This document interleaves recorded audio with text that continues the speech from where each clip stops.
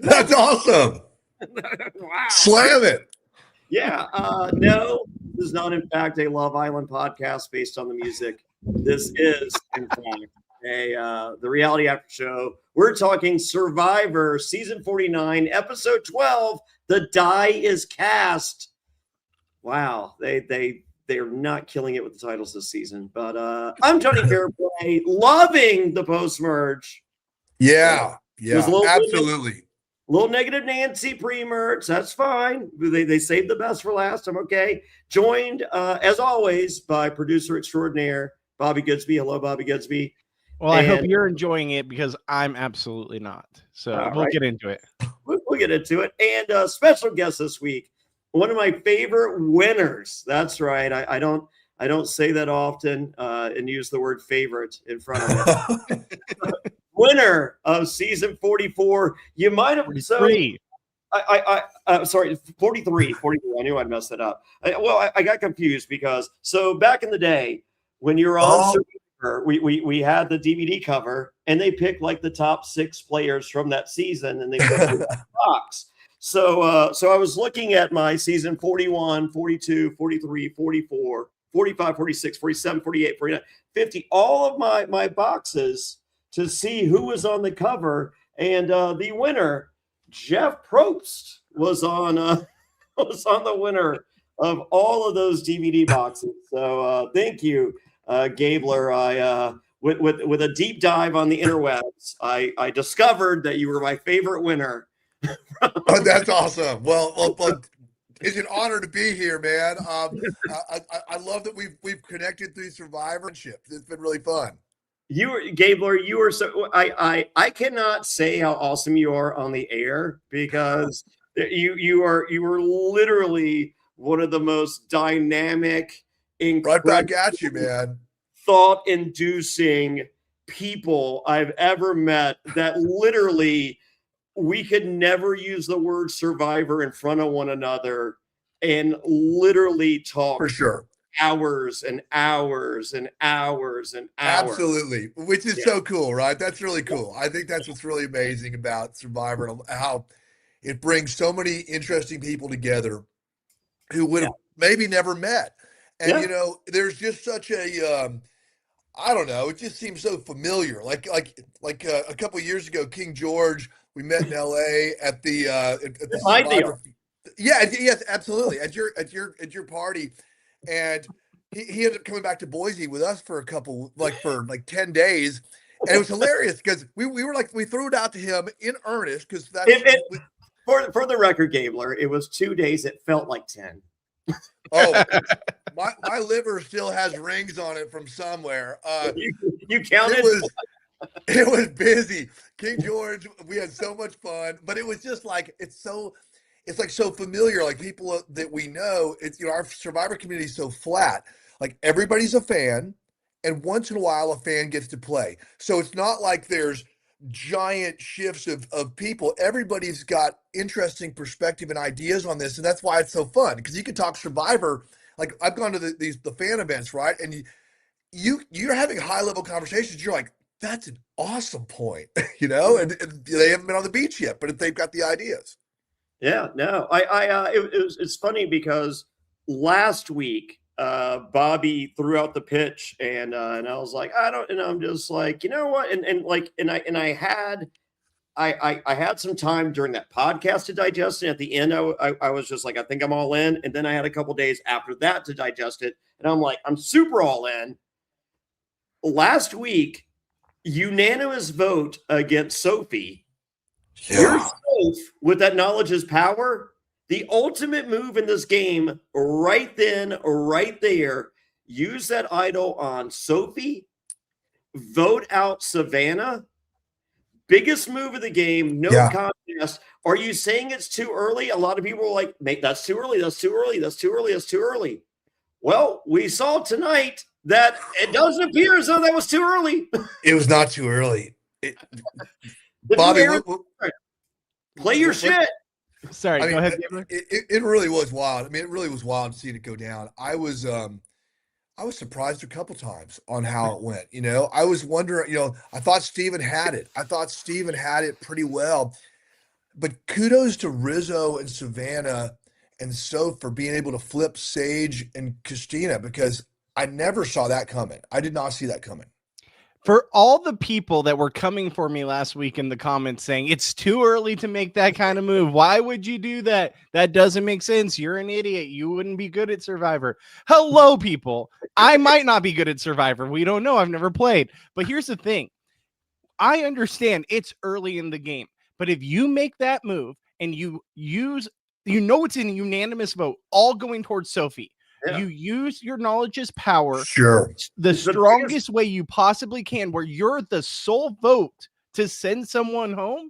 And it's one of the two strongest players. It could have been Rizzo. It could have been Savannah. You steal Rizzo's idol. You take him out. That's a huge move. You steal Rizzo's idol, take out his number one ally and the biggest threat in the game in Savannah. It's a huge move. So no matter what, it's a great move. And you just got this undying loyalty from Sophie, who you just saved, that's never going to turn against you because you saved them. And yes, it is early, but wouldn't you rather catapult yourself in a position to now win the game, opposed to, I don't know if there will be a unanimous vote later on. I don't know whose advantage I'm going to steal. Even if you go home, you are getting brought back for multiple seasons because you're such a huge person on the game now, because you made one of the biggest moves in the season. There's no downfall here. No. I don't know. I digress. I mean, it's a good point on that, but I still go back to, having multiple ways to get to the end is really important in Survivor. Options are really big, and the deeper you get in the game, the more important the options are. So those who can weave multiple pathways forward to the final, that's probably who's going to win. Now, I try to weave those things just for fun as a fan as I'm watching, but I was trying to weave this out where they were going to persuade Sage and Christina to flip, and that was not part of the weave. Yeah, it was not part of the weave. I had a couple other ideas on how it was going to go, but that was not really it. And I thought, Rizzo and Savannah are playing well. Let's take our hat off to Savannah real quickly, because she won the immunity. She won the reward and the immunity in style. I mean, both times, dominant performances, and she really needed it. She needed to win to stay in. We actually have a clip of her right after she won the reward. Bobby, do you have the picture? Oh, I do have the picture. 1 second, right here. There we go. White woman after they say gracias to the waiter at a Mexican restaurant. That was that was Savannah after winning the Mexican feast and not giving a fuck about the letters from home. Dude, that was actually really funny. She said, "I'm most excited about the Mexican food," which is fantastic. Right there with her. And it's interesting. I thought it was really cool how they kept it in the edit, how that Jeff must have been asking her how she was feeling, and she was having a really hard time on day 22. And for being out there a long time, you know that there's ebbs and flows to starvation pain, and it must have been just crushing her that day. And she goes and wins back-to-back same day challenges. That's really cool. I thought it was really. I love. That's why Survivor's so awesome. You never know who's going to land that beanbag or whatever, but. And we had that same challenge on 43, and Noelle Lambert was the one, the Paralympian. Noelle's the above the knee amputee, and she had to crawl her way all the way back in. And we had been throwing that beanbag for 15 minutes before she got up there, and she landed the second one just right out. It was amazing. I will share with you this. So, going back to the history of Survivor, Gabler and Bobby, there's a couple players on this season, and their favorite season of all time is Pearl Islands, to which Steven, I met this weekend, his favorite player ever is Rupert Bonham, and Savannah's favorite player ever from her favorite season is Jonny Fairplay. And I feel like we see the difference in gameplay. I see it. That's amazing. Right. I'm glad you got to meet them. So tell me, what did he say when you told him what you've been calling him all season on the podcast? Well, I told him, I was like, well, first I pulled him aside. I go, you are no imposter, sir. There are millions and millions of people that would love to be on Survivor, and they have not, and more than likely will not. You are, prior to that, you're a fucking rocket scientist. Do you know what I mean? Like, you're not a make-believe rocket scientist. You don't work at NASA. You don't work at NASA with a little N. It's all caps. Okay. So you never were an imposter, but you're especially not now. And in the history of the show, there are very, very few people that have an entire episode dedicated to them, and you did. And with that, know that you are someone very special, and congratulations. And so I gathered that meant something to him, and it meant something for me to tell him. So I followed that. He was with his girlfriend. And I said, I go, and by the way, it's nice to meet Temu Deadpool.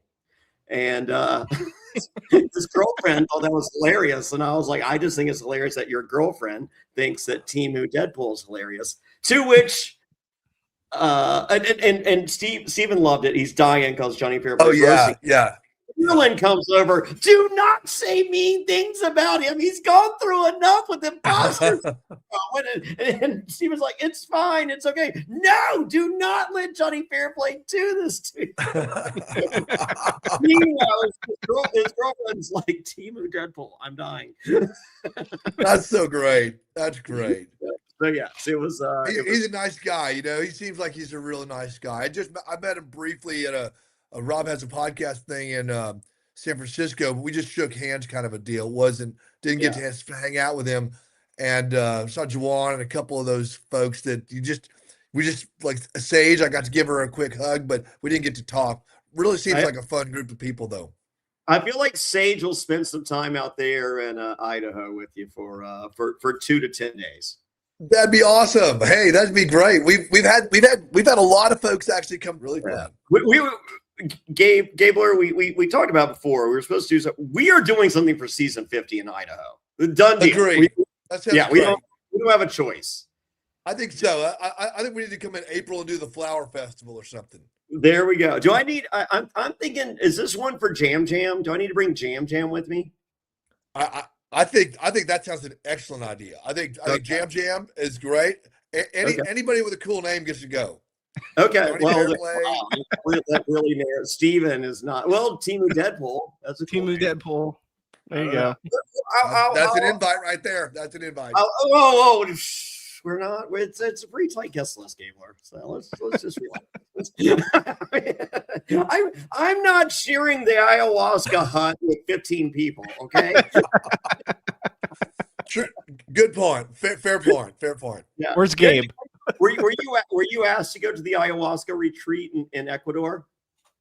You know, I was. It's a very busy time at the hospital right now. So you have 2 weeks to puke and shit yourself. Yeah. I was not able to make it down there, but it was very nice for the invite, and it looks like they had a good time down there. I saw Kendra doing some climbing. They were like 16,000 feet or something. It was like all the air was gone. They were going up the hill. It was pretty cool. Gabler, be real though. Would you have gone if you could have? Well, a third of the money that we donated to veterans went to psychedelics. So I've read papers in Johns Hopkins, at University of Washington, Berkeley, Stanford, Emory, the University of Colorado. There's a lot of data out there now showing really important things being done with psychedelics. And I'm not even talking about recreationally. I'm just talking about, there's a lot of, basically psychedelics are to the psychologist what a stethoscope was to a doctor, or a telescope was to an astronomer. They're learning all kinds of stuff. So I am actually very interested. I appreciate the question. And I am interested to see, what else is there that is out there. I'm always up for a big experience. Well, if you're curious to how it would go, you guys can sign up for our Patreon and listen to Gabe tell his experience here at Reality After Show. Time of it starting with John Carroll, who just got off the flight. He's like, "Hey, you're going to skip tonight's ayahuasca, do the next one, right?" He's like, well, I'm here. I might as well go. To 10 minutes in, it begins with John Carroll going, oh, fuck, violently throwing up. Oh, no. Starting the domino chain of Gabe next and everyone to follow. And that went on for 10 to 12 hours. It's an amazing story. But sounds horrible. That sounds horrible. Go to realitypatron.com if you guys want to see that interview with Gabe. It's a 2-hour interview and it's amazing. 10-hour trip, fear of opening your eyes the entire time. Huh. Sitting in silence. Like this is also like if you're telling me what purgatory is, this is it. Yeah. It sounds pretty bad. It sounds a little claustrophobic to me. Yeah. And he said every problem he's ever had in his entire life, like literally jumped from the recess of his mind, just one after another for like 8 hours straight. So did he feel better afterwards? He loved it. He thought it was the coolest thing ever. Yeah. He would do it again. That's what's amazing, right? There seems to be some kind of, it's a catalyst for some kind of change. And it seems like it's a positive change. I don't know what that is exactly, but I have been studying this and reading a lot about it ever since, because, in fact, there's a movie out on Netflix right now called Waves and War. It's called Waves and War. It's by Veterans Exploring Treatment Solutions. It's one of the groups we gave a donation to. And they're doing amazing things for veterans using ibogaine, which is like if ayahuasca's here, ibogaine is like 5 times above the ceiling. No, don't tell Gabe. Oh, wow.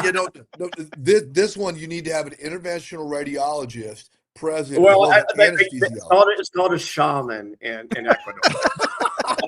and 2 shamans. There's 2 shamans, one for this life and one for the after. But that movie is really amazing. It's free on Netflix. It just came out. Netflix is $22 a month, Gabler. I mean, not all of us won Survivor. So everyone has an extra $22 laying around, don't they? Oh, must be so nice. Dude, Jonny Fairplay is one of the funniest people on the planet. I'll just say that. There's something about you that just cracks me up, man. Tonight I'm off. So I did meet Ron White 3 weeks ago here in Danville. He did Caesars, Virginia, and I met him that afternoon. And so he's when he's out there doing the comedy, he has the bourbon glass, the bourbon rocks glass. It's sweet tea. He's on ayahuasca now. He's living in Austin, and he's alcohol free. That's amazing. Yeah, and he's down to like 140 pounds and a healthy 140. That's amazing. I mean, there's all kinds of stuff that they're learning right now. And hey, let's just study it, figure it out. I mean, it seems like it's helping a lot of people. So if that's happening, let's keep it going. I think that makes sense, right? I have never heard of anyone dying on mushrooms ever in the history of mushrooms. That's nor have I, and I have a history of that. So yes. Yeah. So there you go. All right, let's talk. Real quick, let's just say if you want to hear the full version of that, realitypatron.com, our interview with Gabe about his ayahuasca trip, because very in depth. Not this Gabler. There's a Gabe. Yes, Gabe from Survivor 47. My favorite New Era player, Gabe. Lure. Shots fired. But you're my favorite winner, so it's okay. We don't have you every week. If I don't have some kind of alliance, it all falls apart. It does make sense. Always thinking. I'm hiding in plain sight, Gabler. See, I'm wearing camo. I'm wearing camo. See.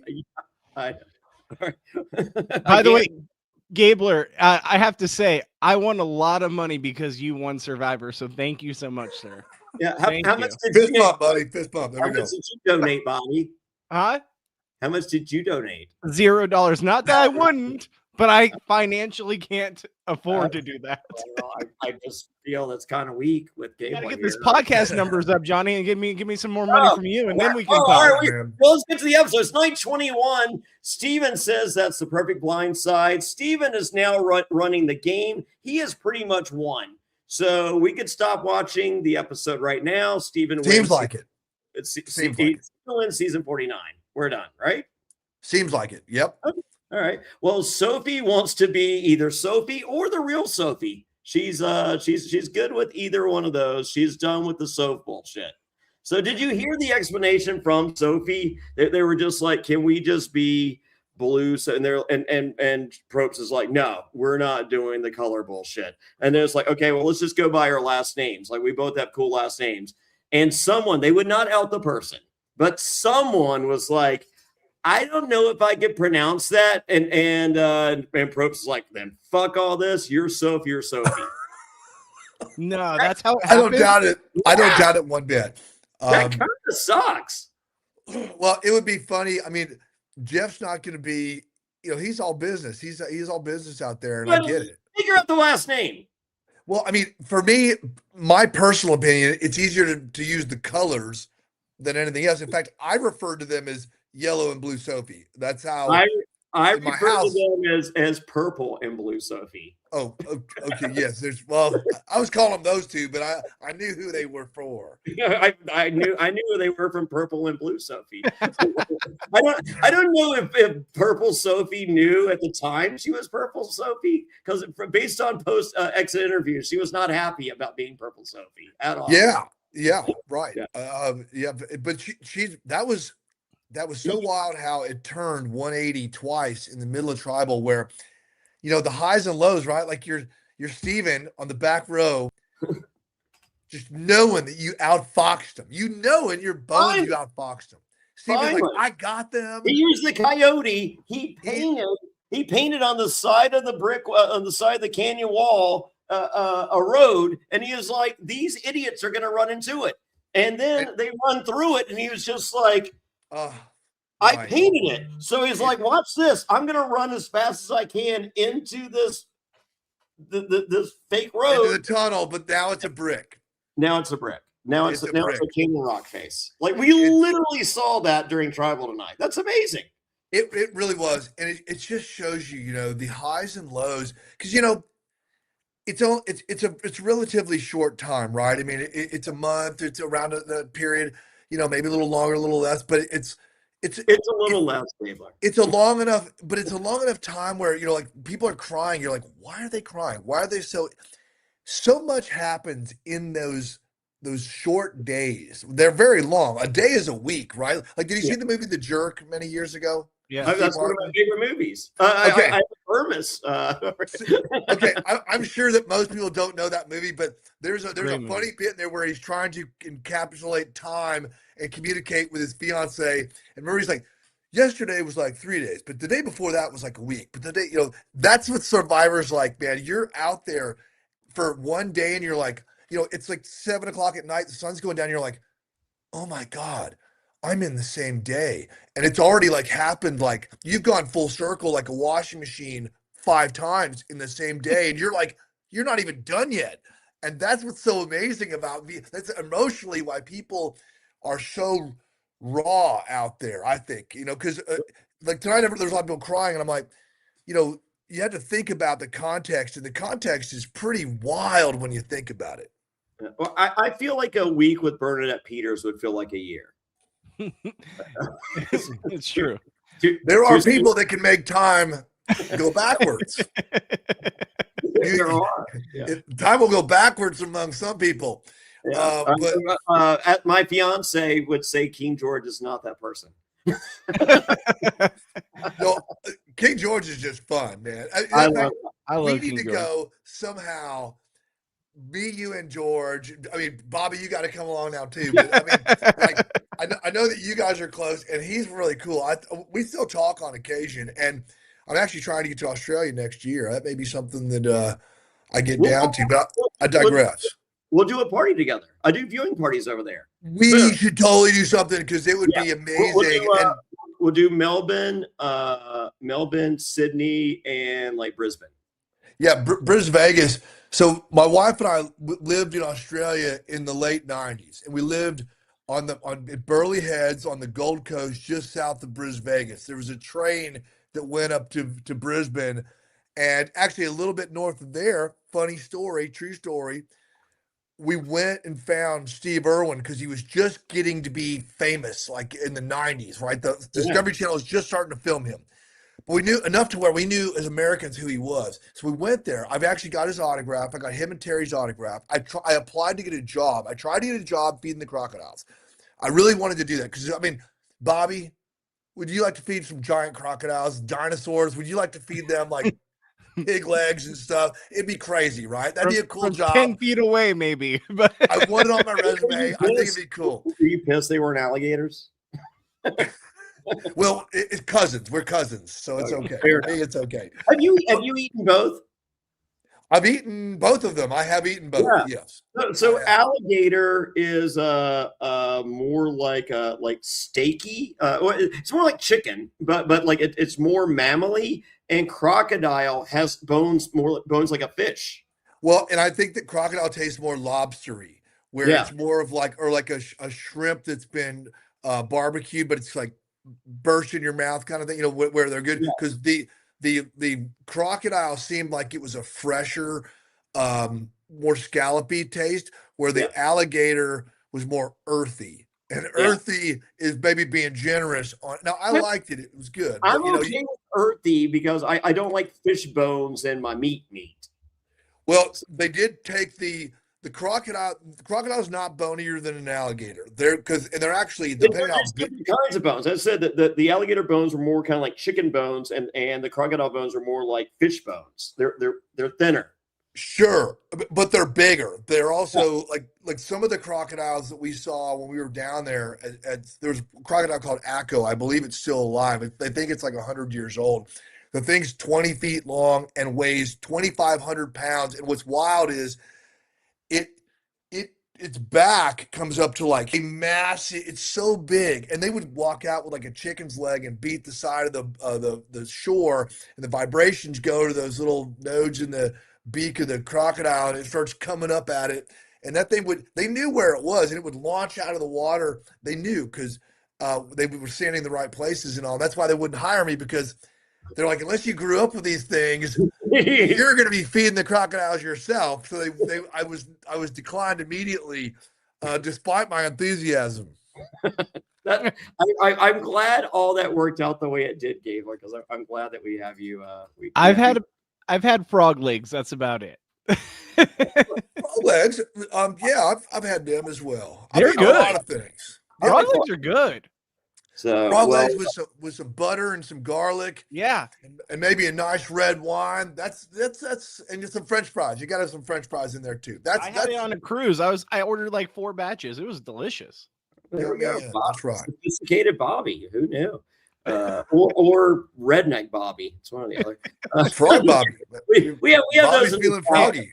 I grew up in the Central Valley of California. Of course, I got a little redneck in me. Does that count? I don't know. It's an ag capital of the world. Are you kidding me? Of course. Okay. I'll believe you. Well, I also believe Rizzo, which he says everyone and their grandma, all right, patent pending, relax, buddy, knows about his idol, and it expires at 5 and not 6. So I was unaware that everyone was on the idea that this idol expires at final 6. Bobby's just dump. He's just like expires at 5. Win. Where are you? Did you like? It seemed like the narrative amongst everyone was this thing expired at 6. Well, that was because Rizzo has been seeding that for episodes. Rizzo has been seeding that by saying 6 to people. So just say if I independently talked to you, Johnny, and I said, hey, Rizzo's idol's good for 6. And if you asked me if is Rizzo's idol good for 6, and I said, and I knew about it because he had talked to me, I'd be like, yeah, it is. I'd affirm that, right? I would, showing that I'm in the know, so that you trust that have some power in the game. And then I had to have the same conversation with you, Bobby, and you asked me if Rizzo has something, and then I would tell you. So it's like, that's where I think it was well done. Yeah, and you can also vouch. Anything that is said more than twice is fact. Anything. Yes. So like on my first season, I looked every time Lil talked. I looked at the jury, like they were like rolling their eyes, making mean faces, and I'd come and apparently I'm the only person that looked at the jury.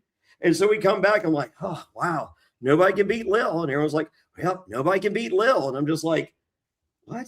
And then I'm there, and so the entire camps, no one can beat Lil. And I'm like, are you all idiots? Apparently, yes. And then, like, going back, like, Rupert, someone was asking, I was with Rupert this weekend in Orlando, and they're like, how is getting, like, the water well in Pearl Islands? It was allegedly one of the worst ever. He's like, oh my God, Fairplay, tell him. And I'm like, no, sir. I went out that first day when we found the well. That's why I made fun of Sean and said his back looked like the moon in reverse with all the mosquito bites. From that moment on, every single time it's just like, whose turn is it to get water? Every single time I go, I went 2 days ago. Every time I said I went 2 days ago, because you could always remember who went yesterday. You can never remember who went 2 days ago. And it was like, Fairplay went 2 days ago. But every single day I said I went 2 days ago. And I that's super clever. Saw the water well one time in 38 fucking days. That's super clever.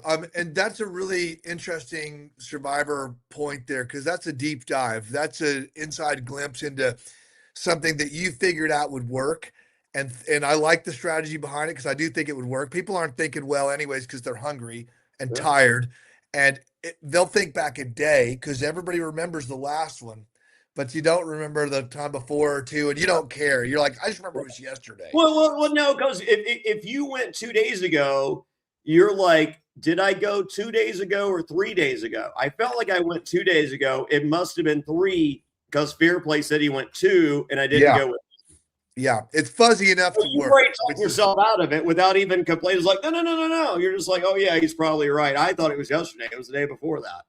I think it's fuzzy enough to work, and that's all that you need. You just need a kernel of truth in every story. My game. Because like Bobby, if you're going to if you're trying to make the move on something, if you have a kernel of truth that they know is true, like there's something that you tell Sage or Sage tells you or whatever that is true, and then they lead it with some kind of exaggeration persuasion move, it sets you up, because you lower your guard when you receive trust. It's like, okay, I know that that's right, guard down, and then they kind of sneak a little extra special sauce in there, and that will kind of, you'll start to chew on that a bit until that idea starts to infect what you're doing. I believe it. Now, the thing I can't get over with the whole Rizzo thing, and I'm going to steal a line from RHAP. Since when does an idol ever end at 6? Like, when does that ever been a thing? It's always 5.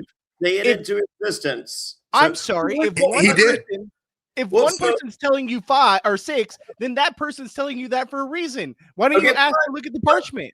But I also feel this is kind of backed by Steven Steele, because his was good till 6. So it's like, hey, I thought Rizzo's would have expired at 5, but Steven Steele expired at 6, so his must expire at 6 too. But process. Absolutely, that is probably not coincidence, because Jeff and team are so good at figuring out every obscure ripple of the game. Like tonight, we saw tonight there was a idols from amulets expire at 6. But this wasn't from an amulet, and there was other people there to back that up. Maybe he said he got it from an amulet.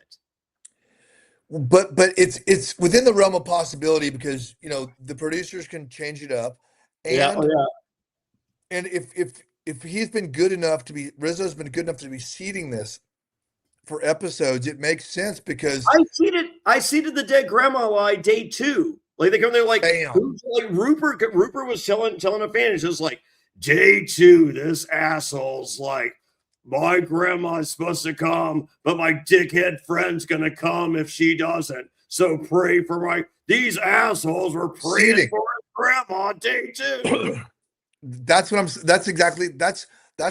kind of deep play that I really enjoy as a fan, right? As a Survivor fan, I like to see a lot of these clever, slow burns, because whenever there's something that happens, I think that most of the mistakes that are made are done by players that don't have the patience to see through a seeding, harvesting, and then, aggressively using series of tools that are set up in a long play. Because, when you're talking about the grandma, we're talking about Rizzo just now, or, going back where you're just getting people to start thinking a certain way.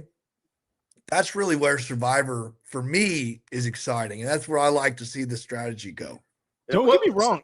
I think that Rizzo should get all the credit because Rizzo has been working this angle for so long that is like next level gameplay when you're Very not having much to so. worry about it now, but you're going to have to worry about it in the future. So I need to caress those emotions and those thoughts about my idol long term and make sure that it's consistent long term, that I know when I do use it, those people will know that I'm telling the truth, even if I'm lying.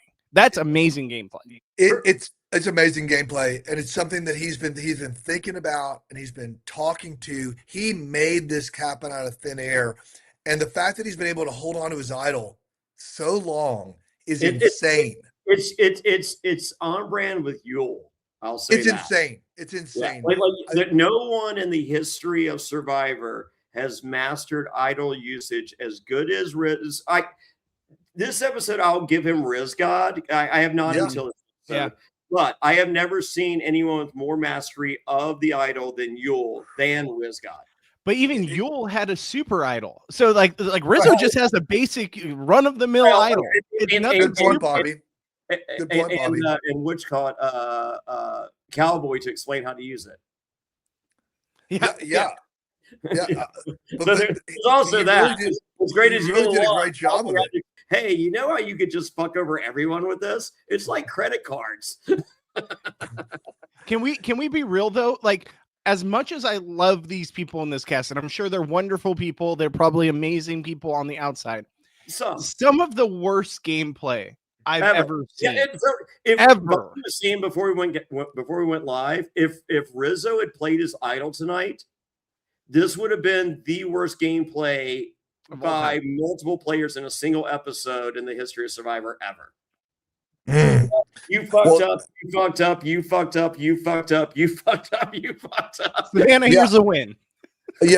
I'm looking at. I've got some notes and things from tonight. It's very interesting at the sanctuary, the conversations that were being had. It was kind of an odd conversation, and then back at the other camp, the main camp, those conversations were odd too. It's like they were. I'm like, I don't know that you want to say these things out loud to everybody. Like when Savannah picked, rightly so. I thought her choices were good. They worked swimmingly for Savannah. Yeah, right. It worked out perfectly, so you can't argue with that. But when you're like standing there, the three chosen and the three unchosen, and everybody's aware of it, but to go like, we've all been voting together against you, and you guys are now going to be over there. I'm just like, Savannah, she was my preseason winner pick, by the way, and I've still got skin in the game because she's still in the game and crushing it. Tonight was one of her best nights she's had, for sure. Yeah. Mm-hmm. But I'm also worried about her because sometimes I'm just like, maybe don't say it that way or something. I feel Savannah and Rizzo have literally looked at each other for like the past 3 episodes and been like, so if we literally do nothing, these dum-dums are going to cannibalize ourselves and we can just sit here. And the other one's like, yeah. I think it's literally what we're watching. They're like, instead, I don't even think they're playing the game. I think they're just like, if we don't play, they're going to play each other. So let's just not play. Gabler, let me ask you this real quick before you answer. If someone gave you the chance to have your letter from home, would you give up the chance of winning $1 million for that letter from home, or would you take the shot? Because essentially that's what tonight came down to, did it not? Yeah, it's a good point. I mean, what's nice about Survivor is you will eventually go home, even if it's on your plane ride home from Fiji, which was the case for me. But I'm in that game. I'm focused, right? If anytime you go do something hard in your life, you need to have a definition for why. because when the going gets tough, the brain starts rationalizing failure, quitting, and whatnot. So when you're going to go, like I was going to go on Survivor, I had 3 goals. One was to go deep into myself. The second was to represent for friends and family. And third was to win for veterans. So when I'm out there bug bitten, feeling bad, all this stuff, and I'm like, why am I doing this? Go deep in yourself, represent veterans. And then I got back on with my march, man, and it was good stuff. And I think that that's a big part of, each one of these players as they're making this final push is knowing where their why is. And that's the fire inside you that goes, whether it's you don't need the letters from home. They're nice. It's beautiful. I think people get energy out of it. I think I don't not want it. But coming full circle on a big answer to that, long answer to that that short question, my apologies, is that I would stay focused on the mission because I know my why, and that's what fuels me to the end. Fairplay, how about you? I asked the same question to you, even though you didn't win. If someone gave you, you know what? Let's get I will answer this right after I have a sip of Watertown whiskey, and so should you.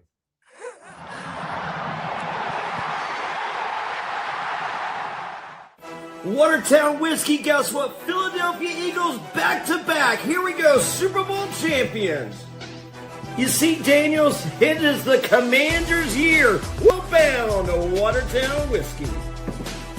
It's back-to-back. The Chiefs are going back, and they're winning this time. Watertown whiskey. Y'all boys heading on down to 8 Mile. Lions got this. Watertown whiskey. It's the AFC's year, but it's the Chargers. There's only one thing I gotta say. Watertown whiskey. Jets. Jets. Shut up. Hartford Whalers. We're going to the Super Bowl.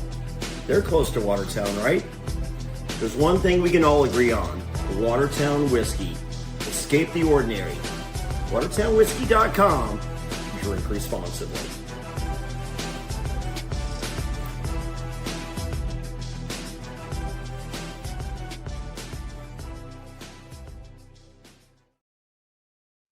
Gabler, you got some Watertown whiskey from Mikey B, haven't you? I have, and I'm going to have a glass. I think actually I just texted my amazing wife, and I asked her to bring me a neat glass of Watertown whiskey. So it'll be appearing in a moment. Wow. Watertown whiskey is amazing. The coconut flavor. Like this isn't an ad, folks. Mikey B makes Watertown whiskey. You guys know Mikey B from Survivor Fans versus Favorites. He's from Boston, and he created Watertown whiskey. Is coconut infused, and it is amazing. It makes the greatest old fashions we'll ever have, or just drink it neat. It's incredible. It really, the coconut part, which is really amazing, because when you come out of Survivor, nobody wants to eat a coconut for about again, as long as you're alive. It was like 2 years before I and then the gateway coconut was the coconut cream pie. So that was how I sneaked back into coconut and all that. But I do appreciate it's the nostalgia. The sousson of coconut in Watertown whiskey, because it's just a little bit of a back slap on the tongue of coconut that's nice. It's amazing. It's amazing. Who knew? Mikey B is the great. So you asked me about the loved ones letters, Bobby. Oh, here it is. Watertown whiskey. What's up? Oh wow, Alligator. I love it. Watertown whiskey, man. Cheers, boys. Oh, cheers. Wow. Mikey B's gonna love this. That's gonna. I need to fresh up a bottle of Watertown whiskey, Johnny, because I'm down to vodka soda. Yeah, I think I just finished mine tonight. I got friends in the other room. I'm just like, Gabler's just running an hour late. Let's just break open a bottle of Watertown whiskey. It wasn't his fault. It was my fault. Don't blame Gabler. Good. No, I appreciate you guys waiting on me. It was good. It was great. So going back in time, Gabler reveal. You have yours. I have mine. So Johnny Bobby asked me when we sat down here before we even started the videotape. They go, do you have your letters from home with you? And I'm like, yeah, on the back wall back there. So I literally went and got them. Here's my envelope. It's really, and look, there's Johnny's. Yeah. And then we So have our They're letters fine. in here, which is amazing. does your letter look like this? Also in like dirty envelope. Mine is there's a blue one right here.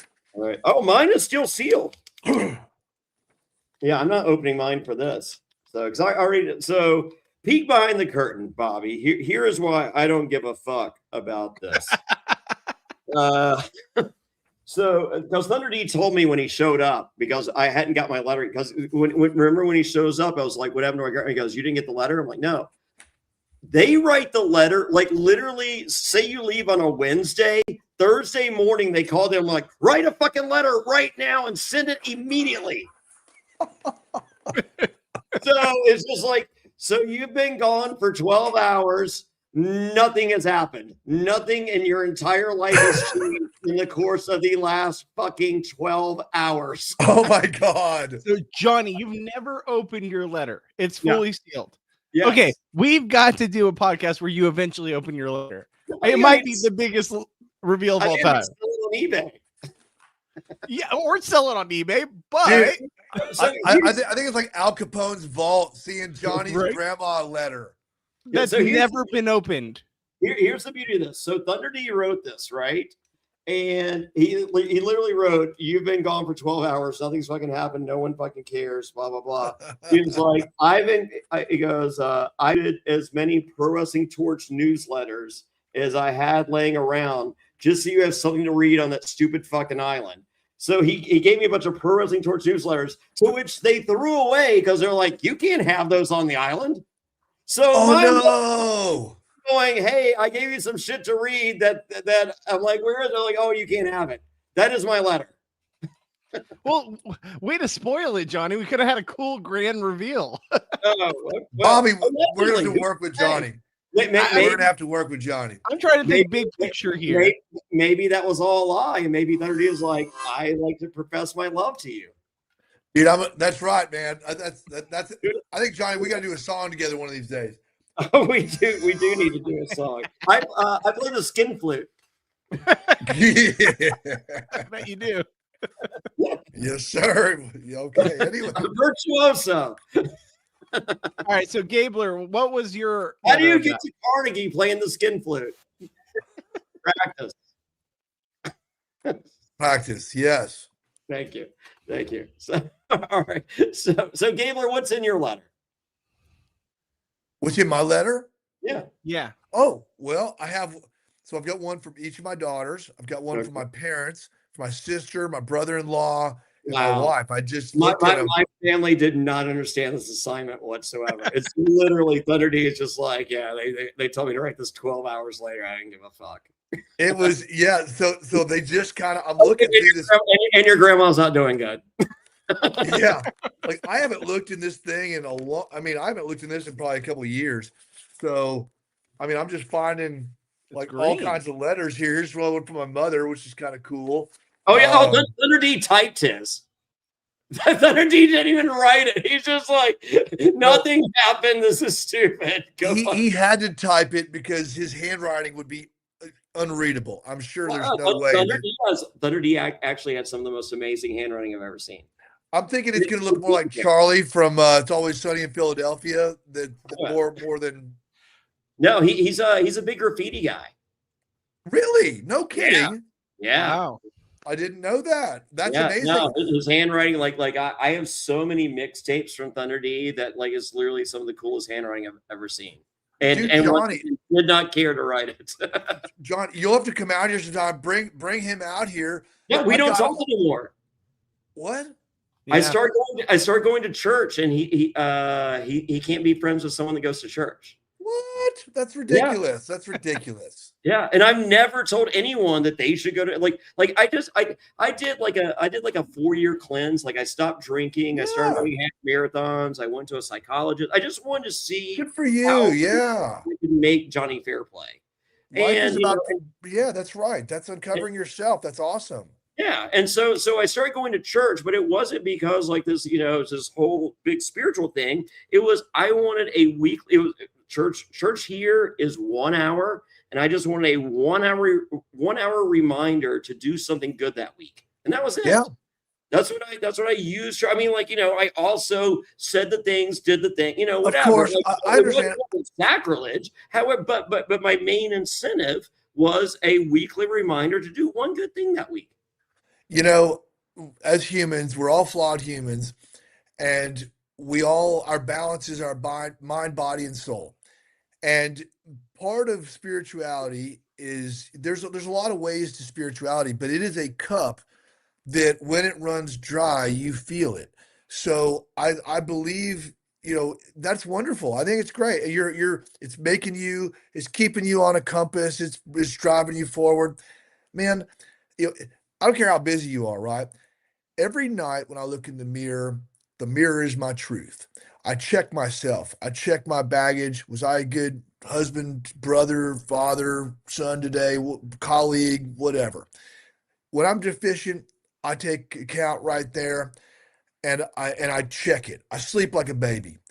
In the morning, the mirror is my hope. I remember those things from the night before and I implement them in ways to make me a better man the next day.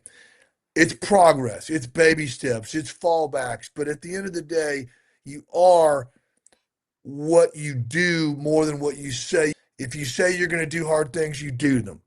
Yeah. And it begins every night and every morning. I believe that's a good way. So I digress you're talking about your spirituality. I didn't mean to go on that long, but I think it's a real important part of who you are, Johnny. I think and Bobby and everybody listening, um, knowing who yourself is it's really important because it's the voice you hear more than any other in your entire life. So be sure Yeah. that voice is positive and gives you some grace too. Yes. Yeah. So as a result, me and Leonard D are no longer friends, and that sucks. So I wish him the best, and maybe one day down the road our paths will cross, and if not, it's okay. So, but as I said, I still wish him, his family, all of our individual and collective friends. But I just needed, and I right now I'm the happiest I've ever been in my entire I life. love it. And I don't think I would be without that 4-year voyage. Yeah. Part of becoming who you truly deserve to be is sometimes saying some goodbyes. They may not be permanent goodbyes. They may not be permanent. Hopefully things will work itself out and people grow. And hey, man, life is short. Life is now. You got to live it. So there's no reason for small, ridiculous arguments. Truly, if you just got to get over it, have some fun with the people that like you and you like them, and that's what life's about. Can I be honest with you guys though? I mean, if you really think about it, what's a bigger mystery? Johnny's letter from Thunder D that has not been opened for 20 plus years, or the missing Jenna Lewis tape from season 1 from her loved one's tape that was supposed to be sent in? What's worth more money? I feel they're pretty comparable. I don't know. The Jenna Lewis thing was pretty big, and I'm excited to see maybe on 50. That's when I started coming up with the dead grandma lie was her not getting that tape from home. Really? Yeah, because like right there. So I'd never seen Survivor when I was cast. I just like the Real World, and they're just like, why do you like the Real World more? I was like, because I want to have a 3-way in a hot tub, and they're like, all right, valid argument. I haven't watched Survivor, but I heard there were no 3-ways in hot tubs, and those sound amazing to me. So I'm watching. I'm just like, what do you think? And I'm like, there you go. They're like, so what do you think of Survivor so far? I was like, this sucks. There's no 3-ways in hot tubs. That's Johnny. Stroke no evil. I love that. That's actually great. That was me watching Survivor, Gabler. So, but I got to the loved ones episode, and I'm crying like a baby, and I'm just like, how can I use this to my advantage? Because I'm not a nice person, and this made me cry. So I just kept trying to figure out a way, and then once I got to Amazon, when everyone lost to the end of the food auction, so Jenna Maraska get the letter from home. That's when I came up with the dead grandma lie for the loved ones challenge. Really? Yeah. I think it's so it's very iconic. There's no doubt about it, right? It's a fact. If you like Survivor, you've seen the episode. Yeah. That's part of Survivor lore, which I think it's really funny. I think it's great. I love Survivor. It's my favorite show. So for me, you know, I Love like Island. Did you hear the theme music? what's that? I like Love Island. Did you hear the How theme dare music? you, Johnny? I spent a lot of time on that intro. Like, I think it's a pretty good intro. Even Gabler Very was Love like, "Oh, Island. that's awesome." I'm just saying, it's very Love Island-esque. Hey man, it went well with my waterfront whiskey. That's all. Oh, Yeah. or Watertown. Either one. Too much of it. Too much of it will make you forget the name. That's right. Hey, if we could get Love Island numbers, I'll be a happy camper. So, that's good. All right, Well, let's get back. Let's get back to the episode. So Rizzo is Final Four. I'm like, that's some Riz God shit right there. Let's go. Sophie needs to make a move. Christina wants her to do all the work, and I'm like, all right, it's happening. Here we go. Time for the reward. The only people that will they will be the only people of the season to run this challenge or ever. There was not a lot of clarification. Savannah is over coconut and breadfruit. It sucks. And the challenge is bamboo high step. And then there's bags and a ladder bridge, and then 2 obstacles, and then 1 sandbag has to go on a high pole. And this is for a Mexican feast and a visit to the sanctuary where good things happen. I wish they wouldn't do that. That seems like weird. I don't get that tagline. Do you like that he rubs his nipples now when he says it? I haven't seen that, but I probably won't be able to avoid it next time. So. Now, from now on. Where Gabler. good things happen. Gabler, so did you ever hit a wall like Savannah did, where she's like the grapefruit and the rice, like I'm getting sick from it? Like when you were out there in the new era, did you ever hit a wall like that? Yeah, man. There was some significant. So, the rule of threes applies to all human physiology, right? Where you can go, 3 minutes without oxygen. You can go, 3 days without water, 3 weeks without food. And then your organs start shutting down. You have any problems. Well, they figured this out. That's why they run this new era, like this high octane, because there's no food really that you get unless they drop coconuts off, but it's been picked over completely by prior seasons and stuff. So there's not like there's much food there. It's gone. And if you don't win it or find it, you just don't eat. And there was so I lost 30 pounds. Okay. I'm 200 pounds right now. I'm a pretty large mammal, but I lost 30 pounds. I could do basically that with my wrist, with my bicep by the time I got out of there. I mean, it was crazy. I was talking to Rupert this weekend. It was either 52 or 54 pounds. So, and the record, incredible, right? The record is Big Tom. Big Tom lost like 68 or 66 pounds on All Stars. Survivor is real. I mean, that's the whole thing. Yeah. I mean, Survivor is real. People will. I mean, hey, I was a amateur boxing federation boxer. I was a college athlete. I've done a lot of hard things. I mountain climb with packs on my back to this day. You're a big dude. I'm a big guy. People can't like Bobby. Bobby's 5. I knew this was coming. All right, Gabler, what's your official guess on Bobby's height? Well, I'm guessing now lower than I would have thought before because of what you said. But okay, no. What were you thinking before? What was your initial thought on like my height? I thought you were like 6'4" or higher. You look like a big guy. Thank you. Okay, I am 6'3". Every single time we have someone on the podcast, Johnny says I'm 5'2", because in Johnny's head, when he originally podcasted with me before he ever met me, he thought I was 5'2", and then we met in person, and he thought I was the chauffeur for myself. I thought he was Bobby's big brother. That was like, Bobby's 16, right? Okay. Who is the alligator right now? Yeah. I nailed it. Nailed it. Yeah. You nailed it. You were right there. I don't know, an inch taller. I don't even think. I feel like you just Price is Right at it. You fucked up. Yeah, but when you said 200 pounds that you were at, I was like, man, I wish.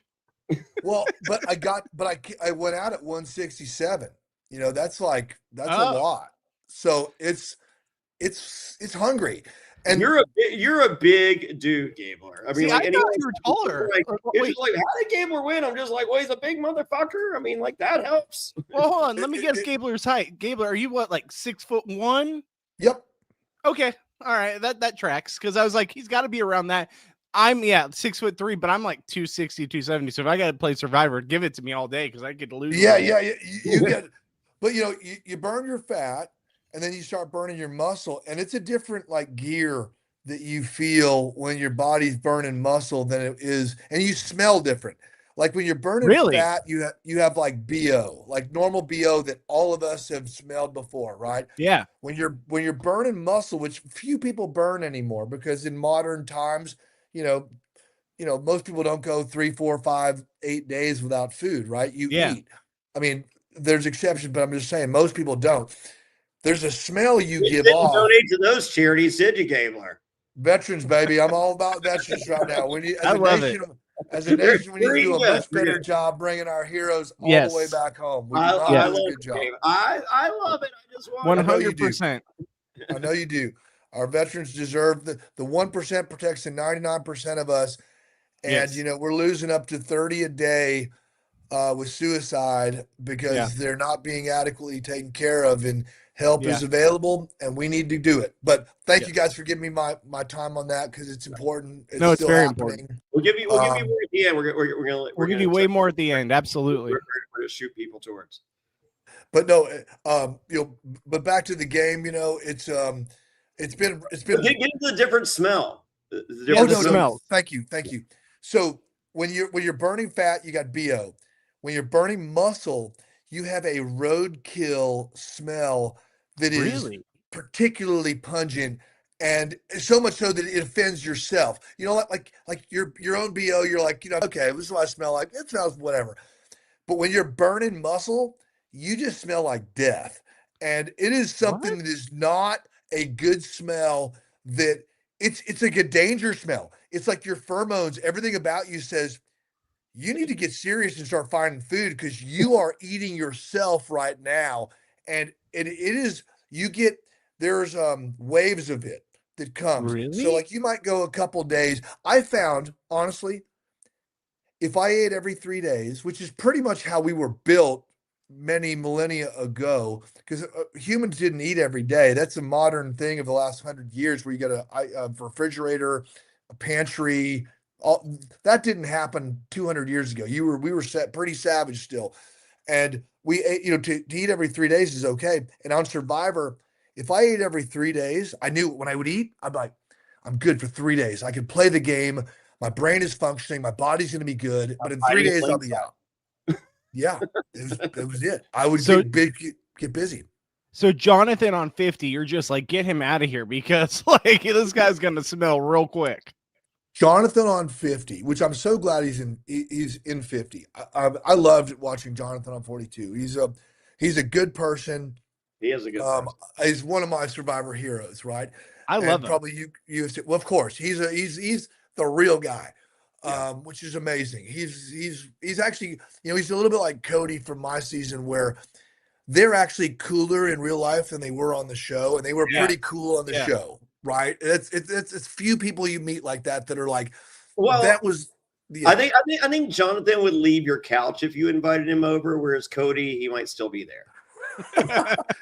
Dude, I hope Cody's welcome as long as he wants anybody. Yeah, I bet. Cody was here for 4 months. Shocker. Cody is, Cody well. Tweets and stuff, dude. Don't worry about it. you know Cody well. That's awesome. I didn't know that. That's so cool. That's way cool. I love Cody too. His birthday was yesterday, by the way. So happy birthday, Cody. Happy birthday, Cody. Ronnie's birthday or Rodney's birthday was it Tuesday?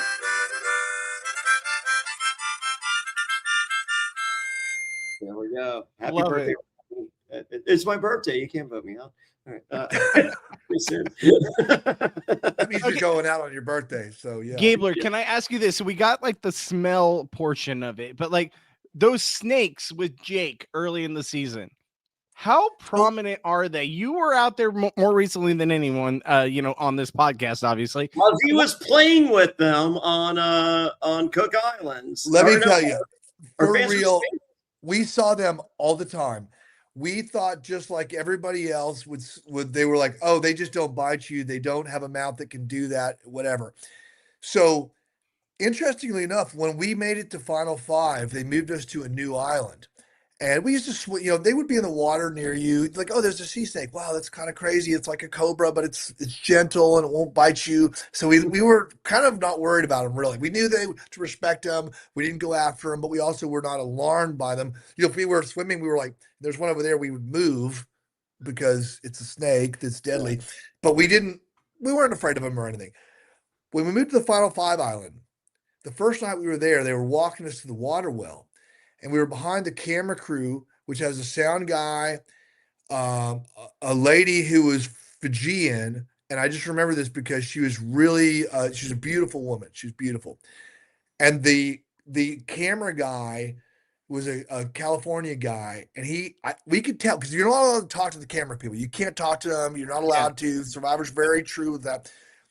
I could tell, especially 24 or 5 days in, I was reading people like the Matrix. I could see that he was sweet on her. It was so obvious. It was so obvious, right? Because she was beautiful. She was beautiful. And so we were walking down this path and he turns, God watching out for us.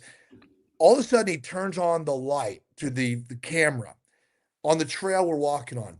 There is a giant sea snake on the trail, and it's about that big around. So, it's fat, and it's probably 4 feet long, maybe longer. I don't know.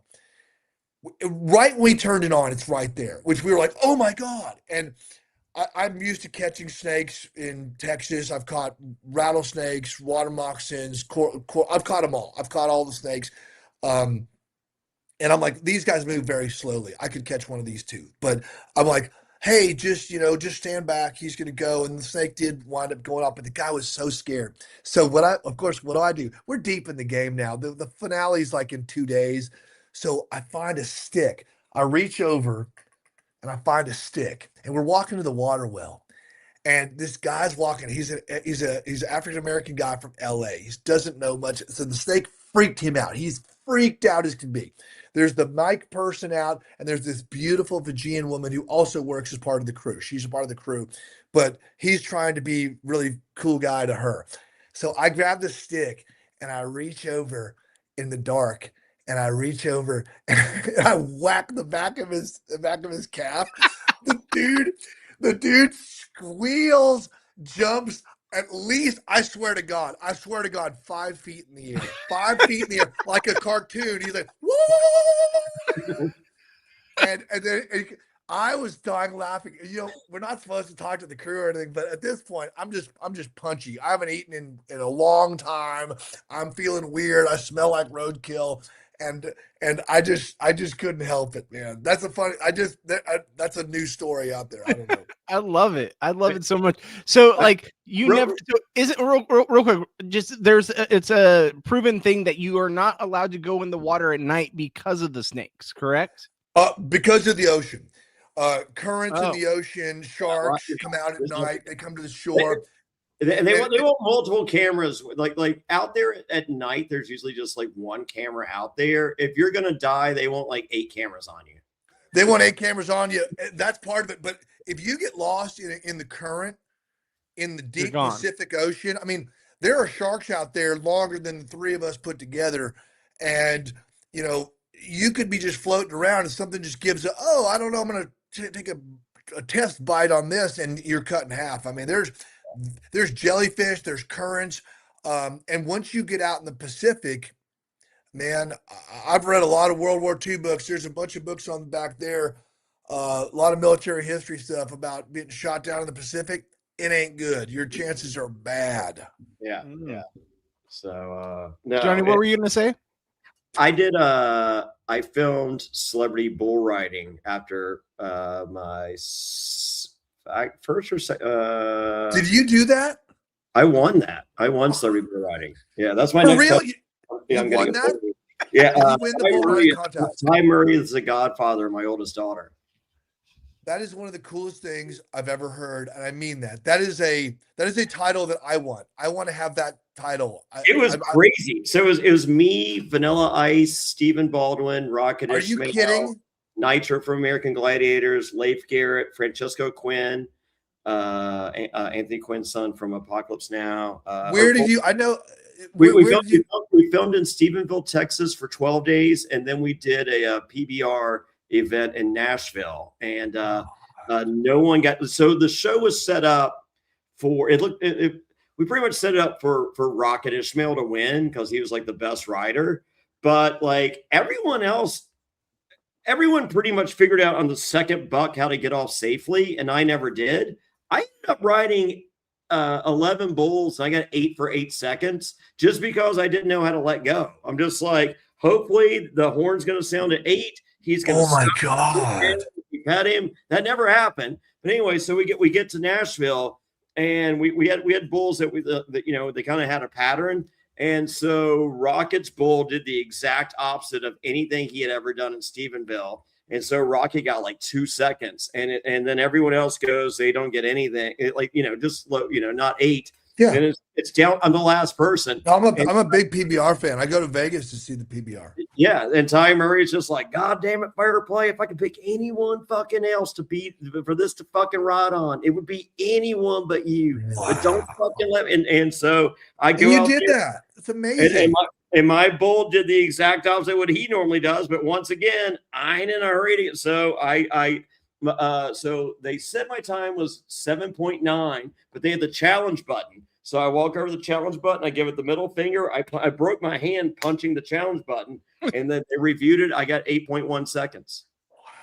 I won the show. That is seriously extremely badass. I respect that, dude. I think that is one of the coolest stories. I like big experiences. Yes.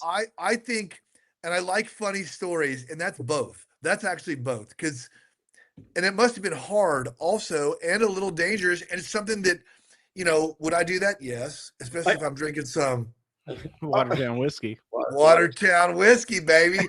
But so everyone had a medical hurt except Stephen Baldwin, broken collarbone, Francesco Quinn, broken collarbone, 3 fractured ribs, 3 cracked ribs, Cowboy Kenny Bartram from Motocross X Games, severe ligament damage in his wrist, Vanilla Ice, his knee got fucked. Everyone got severe groin deal with Nitro American groin injuries. Yeah, a lot of groin injuries.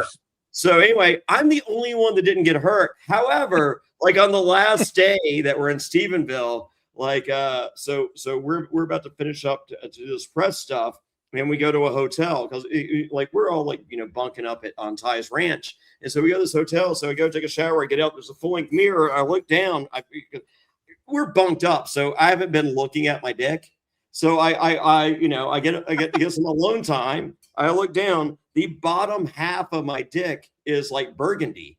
I'm like, what the fuck is this? And and I'm married at the time. So I go to the doctor. His name is Dr. Cheeks. I go, Dr. Cheeks. I was just like, I'm not one to ask for. I know, it's me. I'm like, I'm not one to ask for medical advice or however, I'm smart when I need to be smart, as we all should be. This is someone that discovered skin cancer earlier this year, identified it and had it removed. So everyone, if there is a scare, seek advice. So I'm just like, hey, I'm not one to know. I was like, but can you look at this? And he was like, yeah, you've had a lot of internal bleeding, and it's all collected right there. And I was like, well, I'm married, and the bottom half of my dick is burgundy. Can you write a note saying that? Because my wife ain't gonna believe this. Dude, you had some kind of an injury that caused you to bruise. You bled. It collected in the bottom half. I guess the top half of my dick. The gravity forward. It's all a small portion anyway. So. I'm thinking I'd get that checked out, man. You doing okay now? Everything okay? No, it was just internal bleeding. It was just everything was fine. I did get hemorrhoids from bull riding, but there's. I don't think it was just like a disaster when it comes to like injuries and stuff. Bull riding that's what I'm saying. Earlier when I was saying like that is one of the most badass titles to have. Everybody knows that if you go in there, you have the chance of death over here and lots of bad shit all the way In through between. All the way, yeah. here. And then this was success. And no. Yeah. Everything bad is happening here. Yeah. And by the way, this is success. It's Here's still success. bad. It's still very bad. It's just success. Yeah. It's a ratio. It's a ratio. So no, they called me for celebrity bull riding. They're just like, hey, do you want to do celebrity bull riding? I was like, real bulls? They're like, yeah. I'm like, lose this number, never call me again. They're like, it's 55 grand for 10 days. I was like, hey, you still there? Hold on. Well, because I was just gonna quit. That was my plan. I was just gonna go out there and quit. And so I go out there and like Leif Garrett. So we start. There's a mechanical bull. Ty Murray rides the mechanical bull backwards, eating a fucking Subway sandwich with no fucking thing. And he's like, we ain't doing this shit. He's like, we riding real bulls. Leif Garrett saw the bulls and said, fuck this, I'm out of here. And I'm like, oh, fuck. Now I got to stay. Because, he already ran that story. Like, hey, I'm not you got a chance. I mean, well, that's it's cool. Those who dare win. And it's kind of a cool, I mean, I would have done it too. I'm just telling you, I don't know that I'm not saying I'm going to win, but I probably would have done something or been injured badly enough not to make it to the end. Yeah, well, most guys did. Like it was pretty crazy. I mean, like, in the history of reality shows, because like, so Ty Murray, when he came up with the concept, he wanted like pro athletes. Like that was going to be his big thing. And it was supposed to be, and then the last Jonny Fairplay changed it. Yeah, they changed it. There's a change that I see the change somewhere between pro athlete. Yeah. And I'm not saying a pro athlete would win that either. That's what's amazing about some of these. Like, Ty Murray is the greatest bull rider of all time. 5'8", 160 pounds. Jonny Fairplay, 5'8", 160 pounds. He ain't the fucking 6'5", 320 pound guy. Yeah, and you're kind of noodly, you move a little bit, so you can, even with your internal bleeding. I mean, it's like you're at this end, you're still over here, you're victory, but it's painful. Yes. So, so they changed the format to like reality stars, and Ty Murray was pissed, and he was like, you know what? The world could use a few less fucking reality stars. So he was just like, I don't give a fuck if they get hurt or die. I don't care. And then we got out there, and like at the time he was dating Jewel, and Jewel, she speaks. She's amazing. She's an Alaskan. I'll be there. I work in Alaska next week. She's dirty. She's filthy. She's hilarious. She's fun. She's so amazing. And like we're halfway through, and she was just like, Ty was pissed when he did this because it was supposed to be pro athlete, and Ty looked, he's like, God damn it, I fucking like y'all now. This sucks because I was hoping to get rid of a few of you, like kind of for good. It's just like, you kind of got my heart here. I know. Well, that's what we do. That's what we do. So yeah. All right, back to the episode. Yes. They're doing the sanctuary where good things happen, and also letters from home. It is the biggest reward for a season. And when this challenge begins, I'm looking at Steven, not athletic because I met him and I can tell you that he's not severely athletic, but much more athletic than most of these people. So. And he was impressive. He was competitive and close on a lot of challenges. And he won a couple of them for sure, Yeah. The next line that's said by Jeff is Savannah working on her second bag. I heard these words earlier. That's from my private browser history. That has nothing to do with this, Savannah. All right. So Steven is what? Gabler, what were you going to say something? No, I was not. No, leave that alone, Gabler. Okay. Nope. Nope. So Steven is first to throw his bag. Christina throws behind her. All right. Steven is on and off so many times, and it doesn't matter. Savannah wins. This is the toughest day, the biggest reward. She picks Rizzo. She picks Sophie. And Sophie thought she would put her game ahead of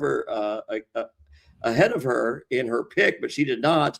And Savannah reveals that she's just there for the Mexican food and doesn't give a fuck about any of this bullshit. And I'm just like, and that's why Savannah season is Pro Islands. Her favorite player is me. And that is why Sophie apparently likes someone that's not good at this game.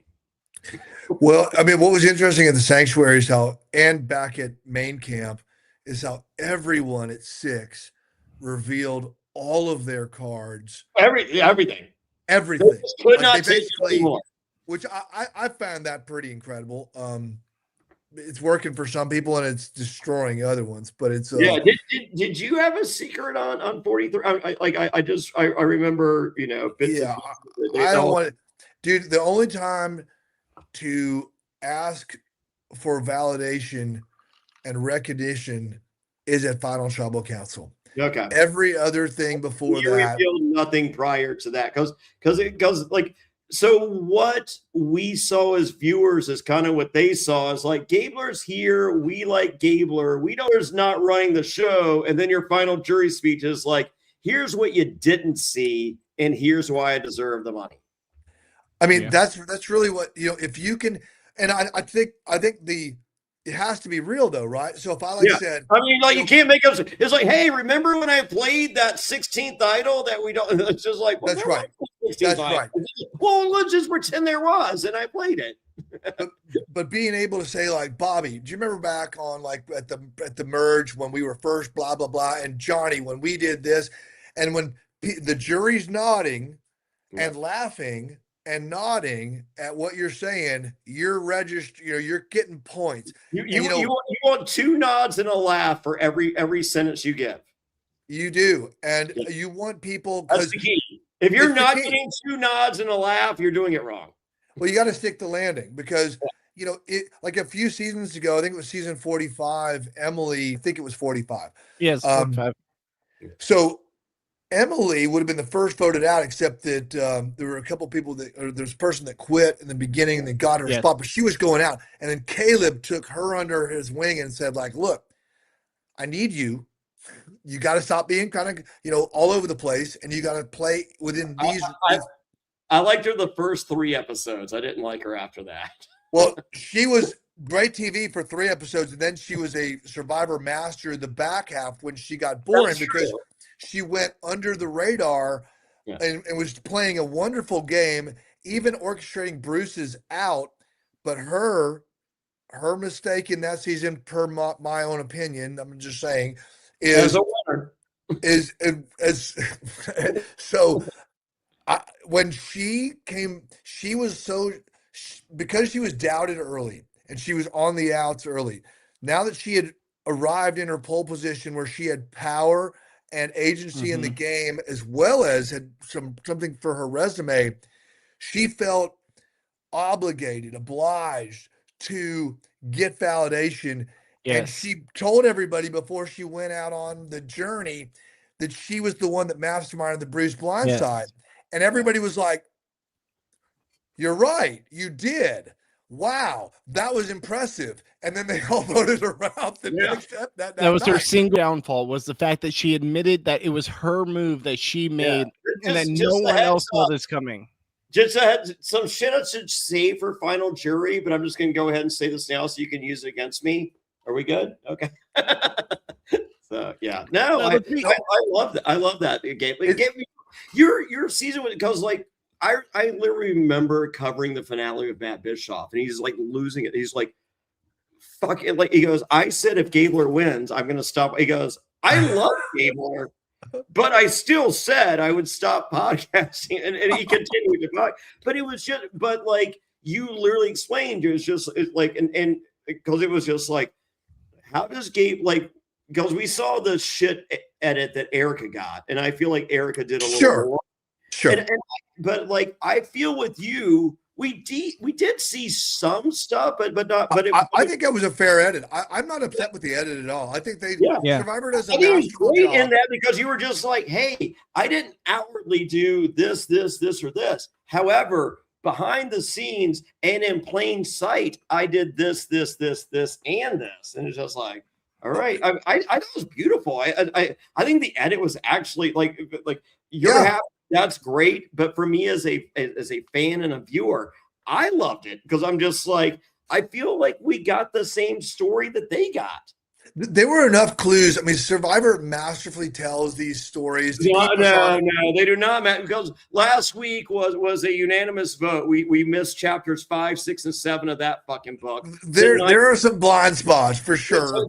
Tonight, Sage turns on fucking Steven. We don't get that fucking chapter. I didn't see that either. I don't like. I think the edit for surprise is garbage if you're missing chapters of your book. Well, fair point. Give me the I could do this. I'll probably do this, and then they did the good. That's good. It makes sense, and I think that's a fair point. I think back to our edit was interesting because I was involved. The edit showed me being involved in things, and I didn't have to have total ownership of it. You don't need to stick the landing until the landing, which is at the end. And I think like even the term alligabler. So I was in one of our confessionals, the production team was asking me some questions, and I was like, kind of like an alligator. I come up to the surface, I attack, and then I go underwater and hide it, control my threat level. And then one time I said the alligabler, and the camera guy started laughing. And I knew then and there that was gold. Yeah. And this is about Bobby, going back to we were talking about patience earlier.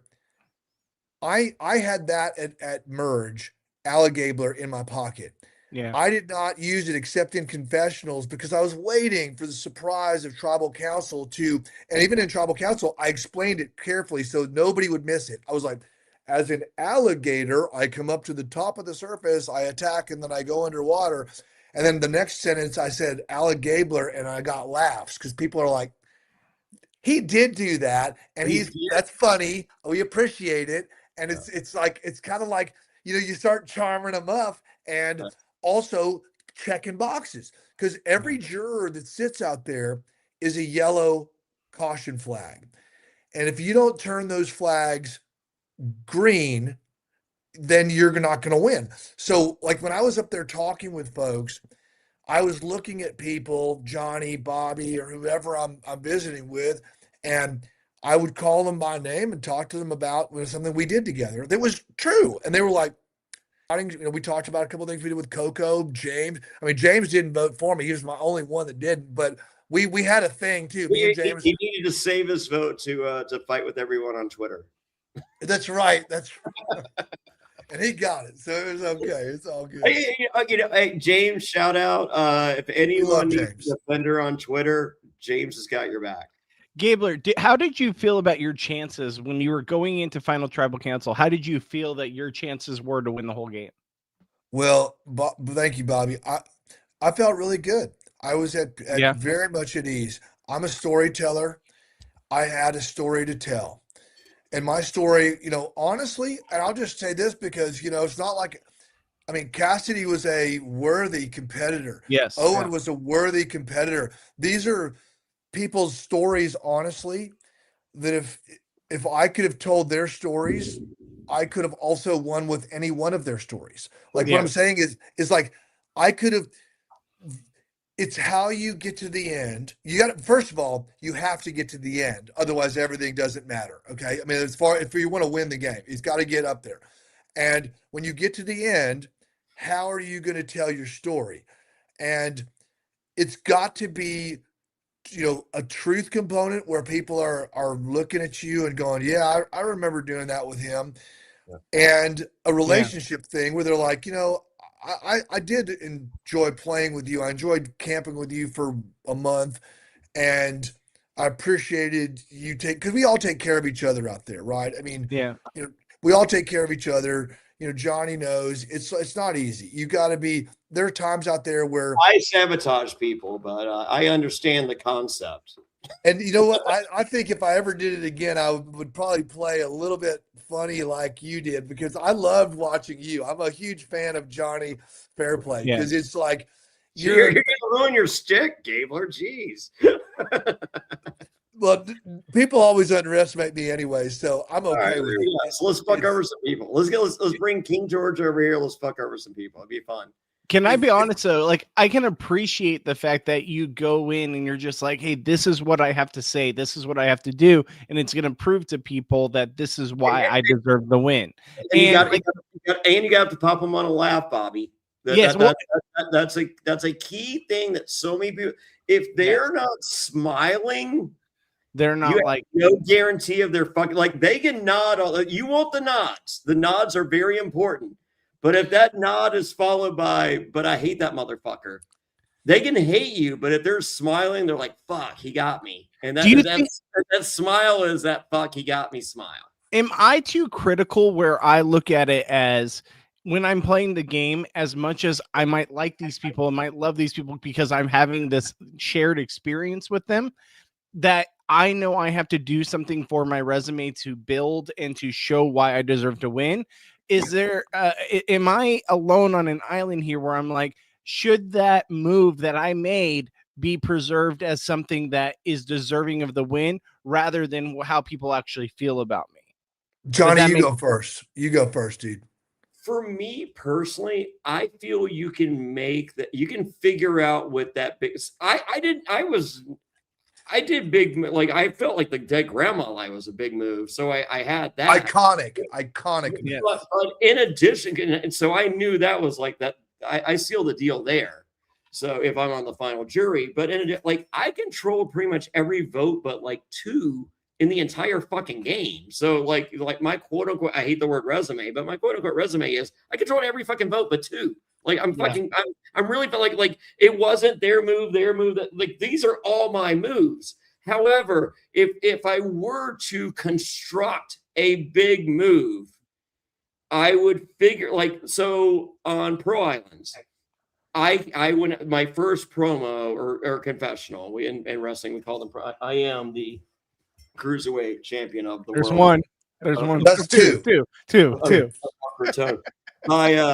in promo, so you put over your opponent. So but my first confessional that I did, I was just like, I want to be the biggest bad guy in the history of Survivor. I want to be the biggest bad guy in the history of reality television. They are literally jerking. They're just like, no one's ever like Jerry Manthe got a bad edit.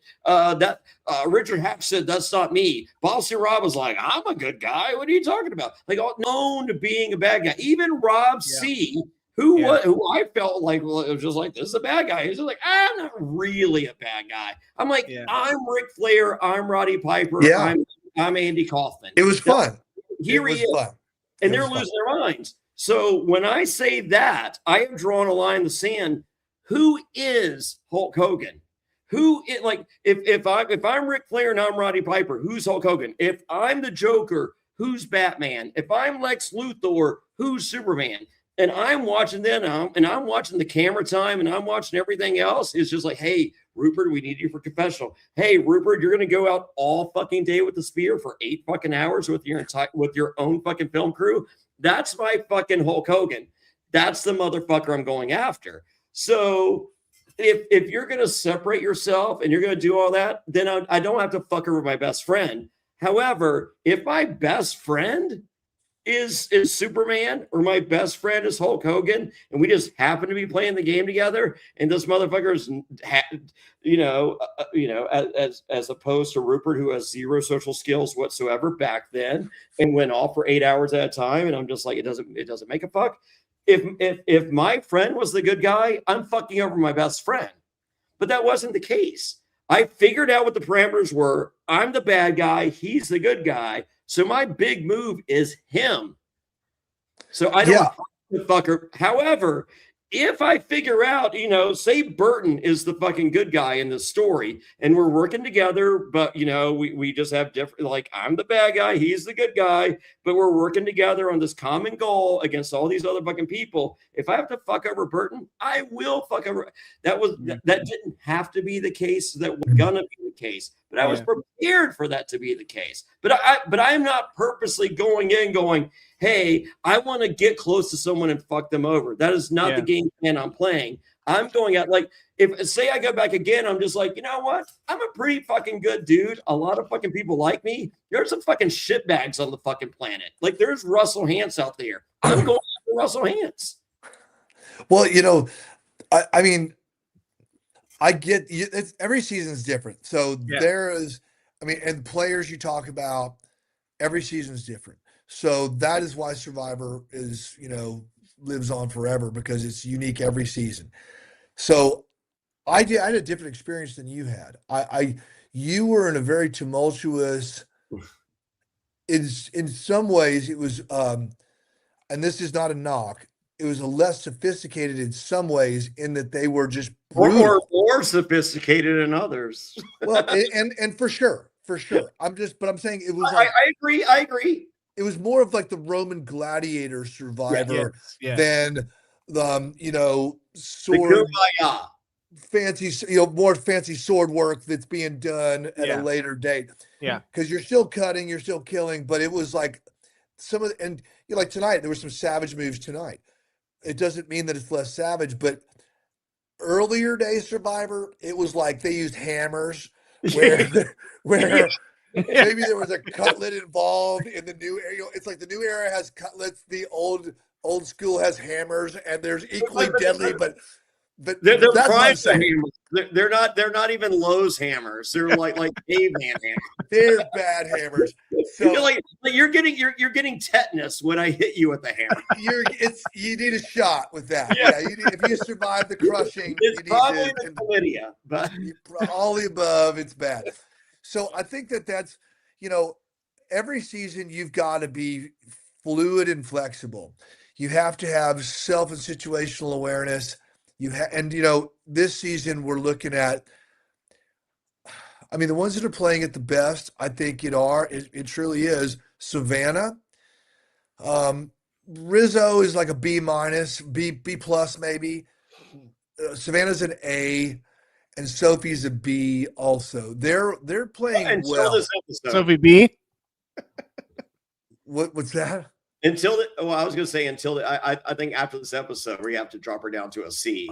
I do. There's a deduction for sure. Yeah. The move was last week. The move was it's a unanimous vote. You steal Rizzo's idol. You vote out Savannah. Boom. You win. I said it here, and people. Here's the deal. For everyone that said that move was too early, Gabler, Jonny Fairplay, one of 13 Survivor Hall. There's only 13 Survivor Hall of Famers on the planet, right? I'm considered one of the best, whether I'm saying it or it's just fucking fact, and I don't have to say it because it's the fucking truth. Toot, toot. I'm tooting my own horn. I made that same move at Final 7, the dead grandma lie, as what Soph would have done last week against Savannah. So when you're saying it's too soon, you're saying it was too soon for Jonny Fairplay to do the dead grandma lie? Because I think that in the history of fucking reality television, it worked out pretty good for the timing. Well, if you look at last season where Mitch waited forever to take a move, right? And we're still waiting. Windows open and close. We're waiting for Gabe's move from 47 still. That's why he named his podcast Gabe's Big Move. It's true. It's one of the I'm gonna have to eat dinner at some point, so I'm gonna probably peel off soon, gentlemen. I'm getting the look that I got. My soup is ready. So we'll race through the rest. Okay, deal. Okay. Real quick. They go to the sanctuary. It's the Tres Leches Alliance. I don't know how to pronounce that. Sophie reveals the knowledge is power. They are an alliance of 3. Letters from home. Savannah cuts a winter promo. It is amazing. I'm just like, wow. If this is part of her, if she's in the final jury, this part of her speech, this is good. Rizzo gives his origin story, and I'm just like, okay, this is why Rizzo is on season 50. This is good stuff. His origin story, it did touch me. I appreciated it. I think it gives us a lot of insight into the young man, and I'm really pulling for him from that regard. I am. Yeah. Now, his overplaying, his walking up and down and peacocking about the idol, that is not a hiding in plain sight alligator move. No. That is a move that I think I'm surprised it has not bitten him already. I once again, I think him and Savannah they just literally threw their hands up and like, if we don't play, are they just going to get rid of each other? And I think that's all we're watching. And then all we have for Rizzo to do is to peacock and talk about the idol. Apparently so. It's true. There is part of that because I'm just amazed that they were able to get Sage and Christina to flip. I mean, that changed tonight changed the entire season because, like Rizzo said, and he was smart enough to know this, whoever wins tonight controls the end. Yeah. And they are in firm control. Yeah. And I don't see it changing. I see, Sage doing fire. I see either Sage or Christina going home, and then one of the three going against either Sage or Christina in fire, and then joining them on the council. And then I think the final tribal council is going to be three hitters swinging for the fences. Yeah. And whoever said so, if tonight is a prelude to next week, Savannah gave a really, really good speech. Like, cause the deal with Savannah is she's a challenge beast. Okay, let's just acknowledge that. B, great. Okay, A, she's a great player. B, she's a challenge beast. C, she has the ability to look into your soul, which can be intimidating. But also D, that speech she gave, that confessional, she was not looking into your soul. And I felt she was giving a very likable, fun deal. Thank you. I'm getting another whiskey here. Can I be real with you, Gabler? Normally our podcasts do not go this long, but we've been like three guys having a few drinks, talking about stuff. It's kind of gone longer than normal. So I apologize. Love it. No, I'm having a great time too. I'm having a great time too. Absolutely. Right. I will. Yeah, go ahead. Savannah, those are awesome observations from a veteran player of the game. Hall of Fame, 1 of 13. Hall of Fame, 1 of 13.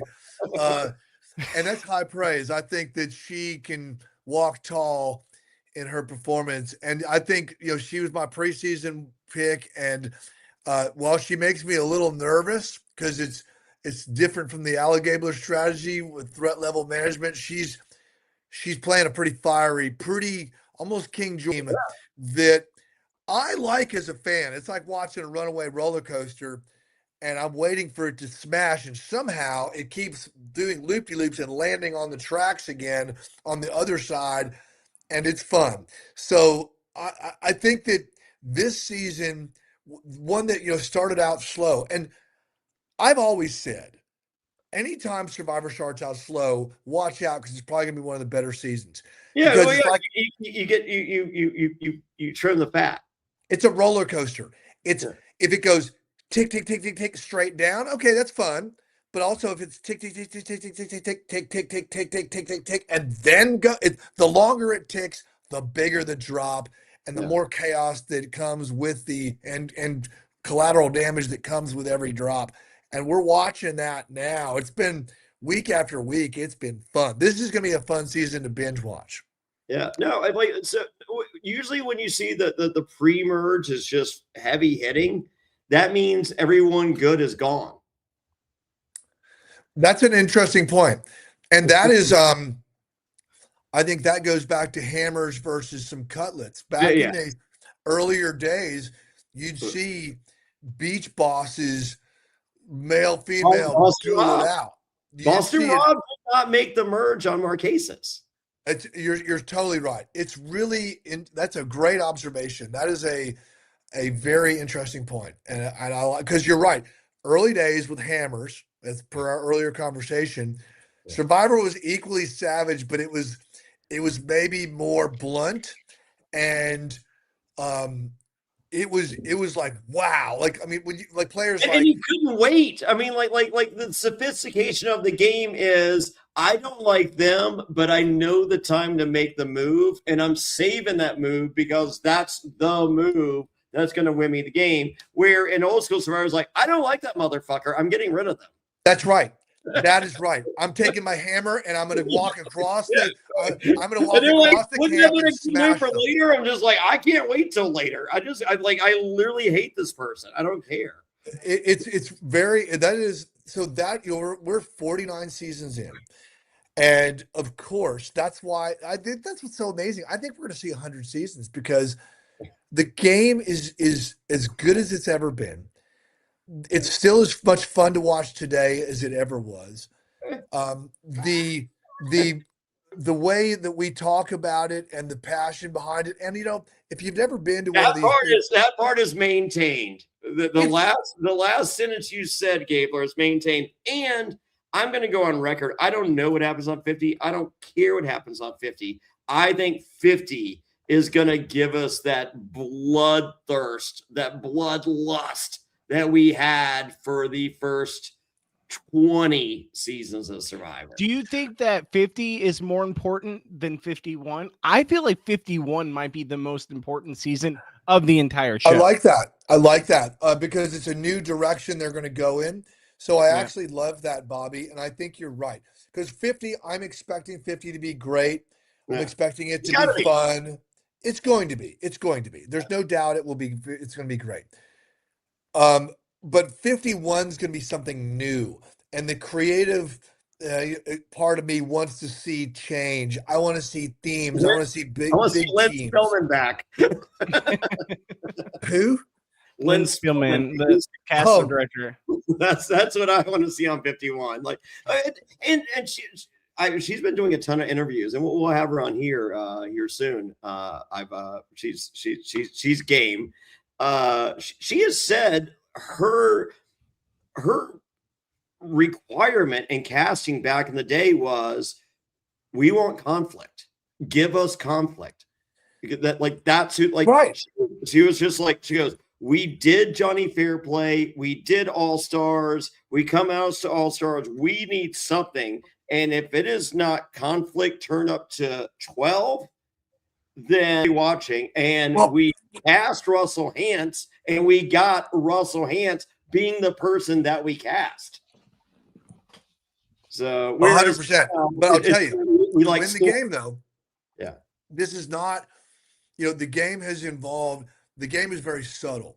Yeah. Well, no, she says the game now is not conflict. The game is stories. It's the game now is strategy. Watch with your kids. Watch what I disagree. That's what she. The game. Well, we have our own opinions. It's fine, but it's like, the game now. You have to be self and situationally so hyper aware of everything going on, because the tiniest butterfly ripple that happens at 8 a.m. is like a hurricane by noon, and then it goes down and then it goes back up again. I mean, there's a lot happening now because people have been watching this for 25 years. There's a lot of meta play in the game these days. There's a lot of meta play. And there's people that listen to the reaction back in the day, just human reaction. Absolutely. People that just say, there's people that are listening to this podcast that are going to be on the beach one day. And they've had the benefit of not just being super fans like they are and cool people, because if you're a Survivor fan, you're cool. Well, but you've been listening to this show, and you get insight that's helpful. And I'll tell you, the people that I've met, fans I've met at events, they talk a high game every bit as much as one of us who've been on the beach. So that's where the flatness of Survivor, coming back to that. Yeah, it's just it's the game is like they have mentally played the game to where if you're player 6, it's day 17, and this is the scenario. Well, we do option C, because that's what you do at player 3 game. Like that. Like it's literally, if you're not doing that, you're stupid. I'm just like, well, I'm not doing that because I'm not stupid. Well, but as interesting as that comes to, look at last season where everybody stayed basically frozen from the merge. Who does that? I mean, nobody does that anymore. That's a weird strategy, and it worked for some people. Because they're playing meta Survivor, because on day 12, player 3 doesn't do that. Gabler, do you not know that? That's how the game works. Well, I mean, I feel like as someone that's won the show, I do know how it works like that. I know you do. I'm just saying, But like, they're watching, they're just like, they're just doing what you're supposed to do. And I am not a player that does what he's supposed to do. No, but you're also a very sophisticated player. I mean, like if you ever played again, it would be very interesting because you're a smart guy. I know I've known you for a few years now.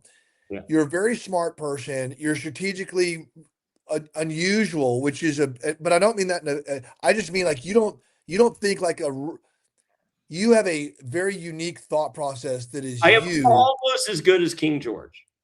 Well, King George is a separate animal and a different leopard. I feel we're comparable, but as far as the radicalness, I put King George ahead of me on radicalness. But yes, but even King George, if and when King George plays again, and I hope he does because I'm a huge fan. Yes. But if King George plays again, King George has got to change. The last 2 times he's played, his reputation outshined. It put too much focus and target on him. He's going to have to figure out a way to work a little Gabler into his strategy to where he controls his threat level. He can be as vicious as a viper, like the Rasputin looking guy he kind of is.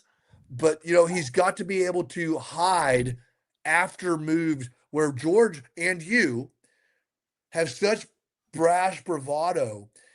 What did you watch House of Villains? I've seen some of House of Villains. I've seen some parts of it. Yes. So House of Villains, I Gabler like the first half.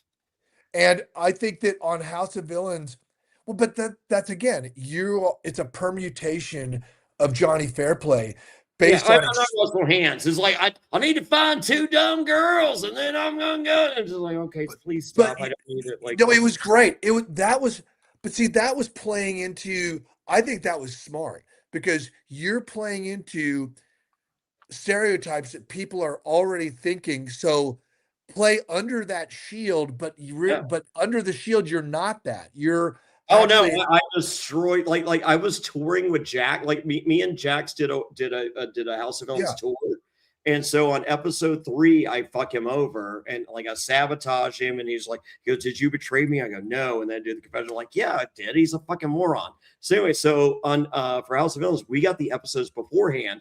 I'm like, hey, we're doing Boston. We got like 2,000 people.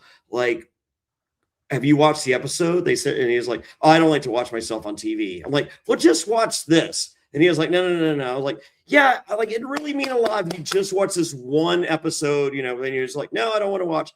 I literally asked him 86 times, texted him 112. We'll watch the episode. Here's the link, blah, blah, blah. No. I was like, hey, when you're flying, just watch. You got nothing else. Just watch the episode. Who cares?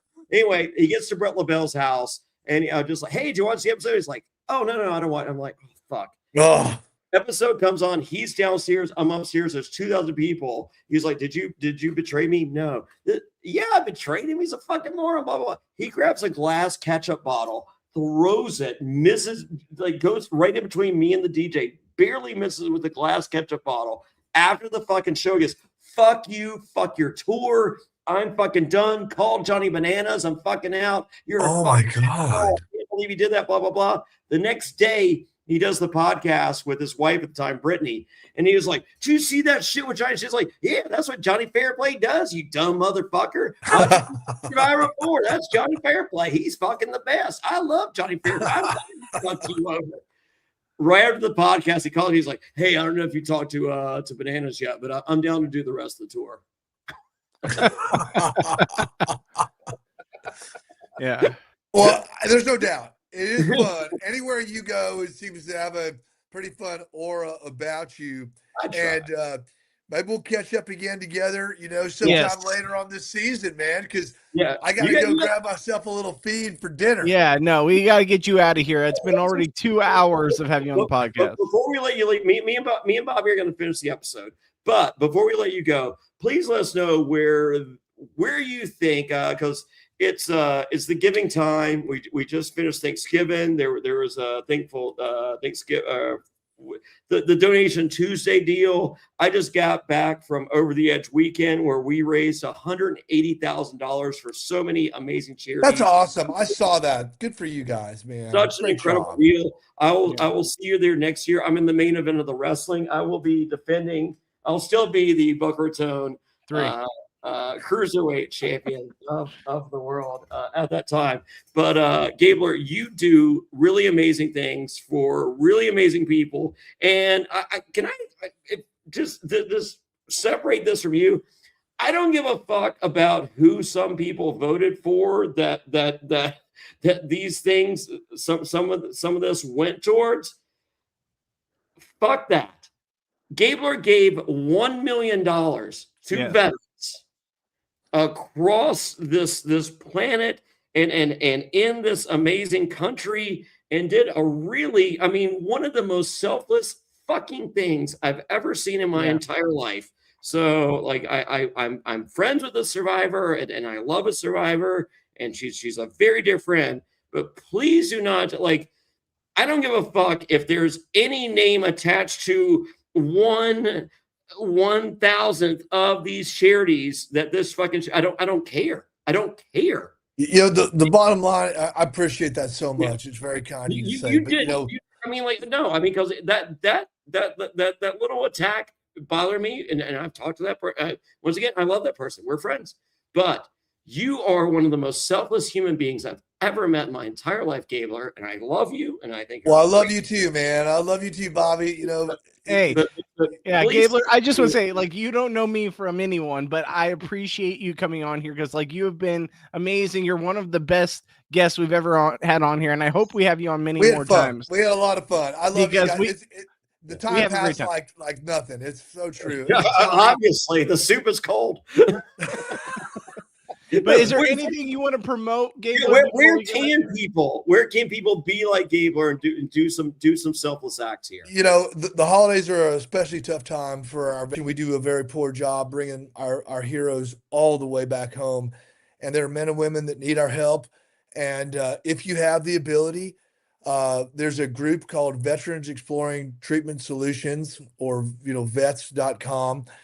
They do remarkable work. They've actually helped treat Marcus Luttrell. He was the lone survivor from Operation Red Wings, where we lost more Navy SEALs that day than any other day in the United States history. But our veterans do a lot to take care of us, and they come back home and they have issues. They have, traumatic stress issues. They've got traumatic brain injuries. There's a lot of things, addiction. There's things that can be helped, and Veterans Exploring Treatment Solutions does help them. I've literally put my money behind them, and there's Marcus and Amber Capone. They're amazing people. And Marcus is a former Navy SEAL, and Amber is his wife, and they make sure that every dollar gets to our veterans. And we're helping a lot of people. Even if it saves one life, it'd be worth it. But we're saving more than that. It's a wonderful thing, and Survivor's the gift that keeps on giving. And I just appreciate the brotherhood and friendship, Bobby and Johnny, and thank you all so much for your time. I look forward to our next run-in together, and I hope it's in person because I'll give you guys a big old. We're doing a 50. We're figuring out where we're going to be in Idaho, season 50. Me, you, Jam. I'm already locking them in. April. I think April is where we need to do this because I got a place up in the mountains, and the flowers are crazy come April. I love the flowers. All right. So everybody, Gabler, thank you. Text me that link. We're gonna add it here in the show notes. Whether you're watching or listening, you can make a donation there. It's incredible. Gabler, we love you. Me and Bobby are going to keep talking about this episode. So yes. Gabler, I will talk to you soon, brother. Love you so much. Gabler, I can't wait to pick your brain more about Survivor, man. I want to talk to you after this. Yeah. Thank you so much, Bobby. Appreciate both you guys. Take good care, man. See you. Later, bud. All right. Bobby, so we're that was Gabler. We had him for 2 hours. Literally 2 hours on the dot. Like, is that nuts?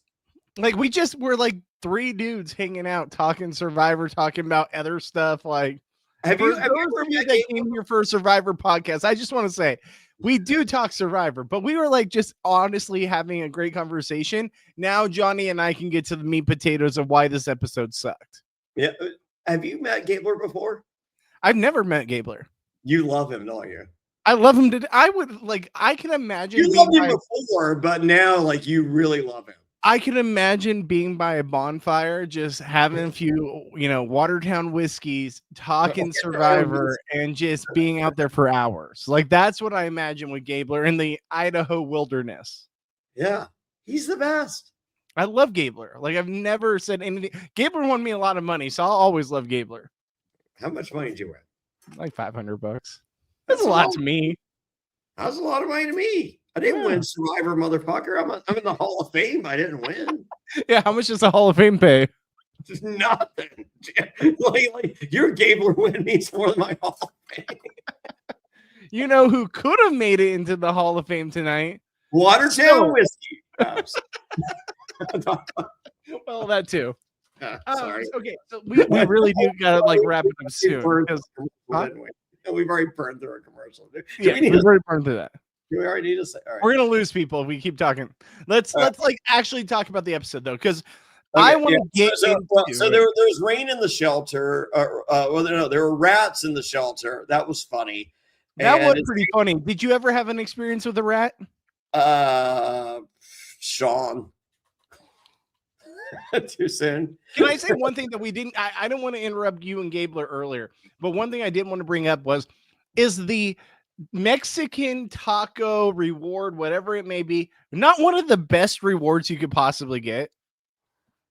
For me personally? Yeah. Oh, I could live on Mexican food. I could live off Mexican food too. I mean, I'm in California where you get some of the best Southern California Mexican food. El Compadre, was that some of the best Mexican food? Where we went, you and I went there. What was that? What did you get? Like the enchilada, maybe? I got a chili verde burrito, I believe. How was it? It was delicious. Was it the best chili verde burrito? No, but I'm tainted. But did I recommend the enchilada? No, it was great.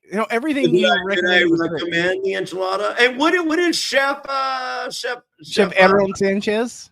Yes, what did he recommend? The tequila. He recommended tequila. He also recommended bathroom breaks. Oh no. I feel awful because Chef Aaron Sanchez, you were so boldly enough to ask him. By the way, for those of you that don't know, me and Johnny just randomly walked into El Compadre, right? That's what it's called. And peek behind the curtain. Yes, if you want to go to a Survivor viewing party and you don't want to pay the money to meet me, I will be, if you're a cheap motherfucker, I will be at El Compadre before that event. However, I won't talk to you unless you're cheap. So peek behind the curtain. Me and Johnny were like, I'm like, I pick up Johnny. He thinks I'm 5'2". Yes. Then he sees me. He's like, "Oh shit, who's this guy?" Allegedly. We go to CVS, then we do all this stuff, and then we all of a sudden wound up. I'm like, Johnny, I'm hungry. Let's eat. He's like, let's go to El Compadre. We go to El Compadre. He said, like, this is where you meet famous people. It was the plan, but it was also there was a lot of things that weren't the plan that day, and they became. There was a lot of moving parts. So we go to El Compadre and we walk in and we immediately try to like move some chairs over to like sit to the side. And all of a sudden the bartender, who I think he was kind of a complete asshole, being a bartender myself, he's kind of an asshole. Yeah. Right. He's kind of a dick. He was like, "You can't touch those chairs." We're like, all right. And so we sit there and I look over and I see the other two random, like there's no one else in this restaurant. And there's two guys sitting at the bar as well. And I look at him like, "Hey, Johnny, you know who that is, right?" And he's like, "I told you we're going to see someone famous. Who is it?" And I'm like, "That's Chef Aaron Sanchez from Master Chef." Like, that's I only know that because my wife watches that show. And I'm like, that's him. And he told us some Master Chef Junior stories that we're not allowed to tell on the air. Oh, we're not.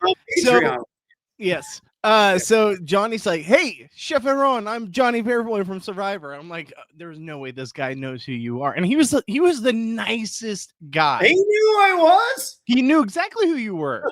Yeah, like why did you think he wouldn't? Because he's like not in the pop culture question. That's not even the same category, though. It doesn't matter, Bobby. In the history of reality television, I'm in the fucking Smithsonian. Literally, I'm in the Smithsonian. So we go there, and he asked Chef Aaron. He's like, "What do you recommend?" So Chef Aaron, I can't even remember because at this point, Chef Aaron was buying us shots at this point too, because we're just talking to him and his buddy, and Johnny asked him his recommendation. So here's the thing, guys. Peek behind the curtain. I'm like the pickiest eater in the entire world. So when Johnny says that, I'm like, I have to order what he says. Otherwise, I'm an asshole. And secondly, I don't like certain things because I'm like one of the pickiest eaters of all time. What the fuck do I do here?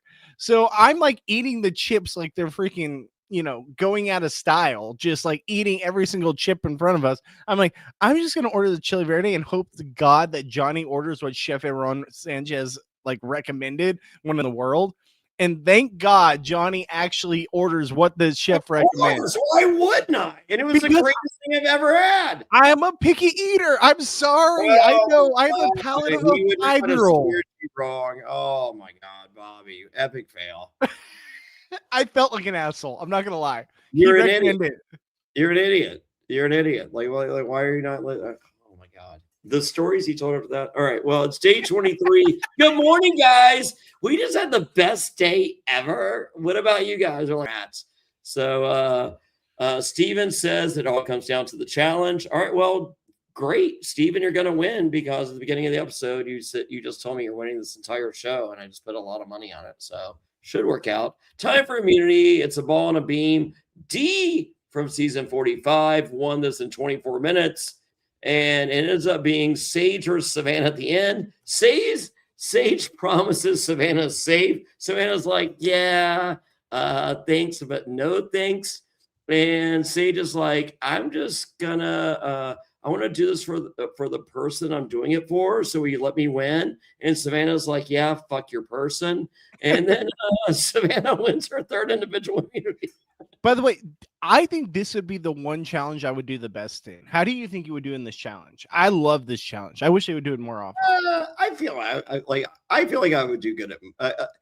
For the record, once again, go back, watch Pro Islands, folks, because everyone's just like, "Oh, Jonny Fairplay talks all this shit. What do you really do?"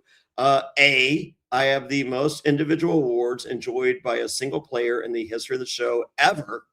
Yeah. Still has not been remotely touched. I got every single reward but 2. And the one of the 2 that I didn't get when I looted the other tribe's deal, I got their shampoo and conditioner. So I got every single reward but 1, the breakfast reward, in which Burton said it turned his butthole into a soft serve dairy machine because everything was dairy based for the breakfast. So I feel like I am the greatest reward winner ever in the history of the show. So there's that. And then when it comes to individual immunities, I finished second on almost every single fucking deal. Go back and watch. I am close to second place on every single challenge, folks. Every single challenge. I am close to second, if not second. So with that, how in the challenge? Great, because I do good on every challenge. Like I think this challenge I am not. We are getting the primal Survivor, the hammer version of Survivor, Bobby, that Gabler referred to. We get rid of the muscle, blah blah blah blah blah, and we get rid of whoever goes on runs. Yeah. So male or female, whatever. So if those are the 2 criteria of the people that we're attacking, once we're post-merge, Jonny Fairplay is safe, and Jonny Fairplay could win any fucking challenge there is. I think this challenge is literally made for me. I call this everyone's got a little captain in them challenge because it's literally like Captain Morgan stance. Huh? Yeah. What size shoe do you wear? What was it? 12 and a half wide. Yeah. I feel this challenge is made for you for that. Yeah. I think that's an advantage. I think that like I have this 100%. Like there's don't get me wrong, guys. I am not confident I'll watch I ever go on Survivor and I've Ever. Like most challenges you say you could not do. No, I However, could not do. You're a bartender, you stand all day, and you have a 12.5-foot shoe. I love this for you. I feel like this challenge is made for me. You could ever do. I wish this would be like the final 5 challenge, and like this is Final something that I 3. go there. Huh? Final 3. Final 3, whatever it may be. Like, I feel like I could stay there all day. And here's the other thing that Johnny probably knows, but other people don't know. I'm notorious for walking on my tippy toes. Like, I've been teased about it since I was a little kid. I don't recollect that I actually do it, but people tell me I do it. I don't know why. Apparently that's a thing. Apparently I've tied Achilles. I don't know what it is. I think like this kind of challenge is like made for me where I could easily just put my foot there all day and like have no problem. Wow, there you go. Fast forward to me on Survivor 51 and I completely suck at this challenge. Would you have, if you were Savannah, would you have made that deal with Sage? No, never. You never make a deal. You never make a deal in Survivor. She did exactly what she should do. I think that everything that she did was exactly as everything that Savannah's done all season is exactly how she should play. Savannah and Rizzo should have been gone multiple weeks ago. Yeah. Well, here's the beauty of that. So Savannah gets her 3rd individual immunity, and if she wins again, she can join a select group of women at 4. And I'm like, fuck you, Jeff. Like, really? Yeah. So I mean, like, listen. I am not a pro. I'm not no one will ever mistake me for an advocate. However, you know, I love my 2 daughters. I love my mom. I love my smoke show fiance. And I'm a firm supporter and believer of those women in spite of what you saw on season 7 of Survivor, in which I was literally just quoting Andy Kaufman. So for those of you that don't know, it's called an homage. It wasn't real. Me playing Survivor was real, but I was playing a character. Real life. I'm surprised you've ever said that, because I never thought we'd ever hear those words from you. Yeah, women rule my life, and I love women. However, I do not want my mom to be the greatest female, whatever. Like I want her to be the greatest mom just because she's my mom. But other than that, I just want her to be the greatest human being. I don't want my fiance to be, the greatest. I want her to she's executive host at a casino. I want her to be the greatest executive host, not the executive female host. Yeah, you're not just your gender. You're as a person. My 17-year-old, she turns 18 in January. I'm so excited. Fucking 18. Are you kidding me? She's gonna be 18. For those of you that watched the finale of Micronesia, she was there as a baby, like sitting there. And I want she's going to college. She wants to be a director. I want to be the greatest director of all time. I don't want to be the greatest fucking female director.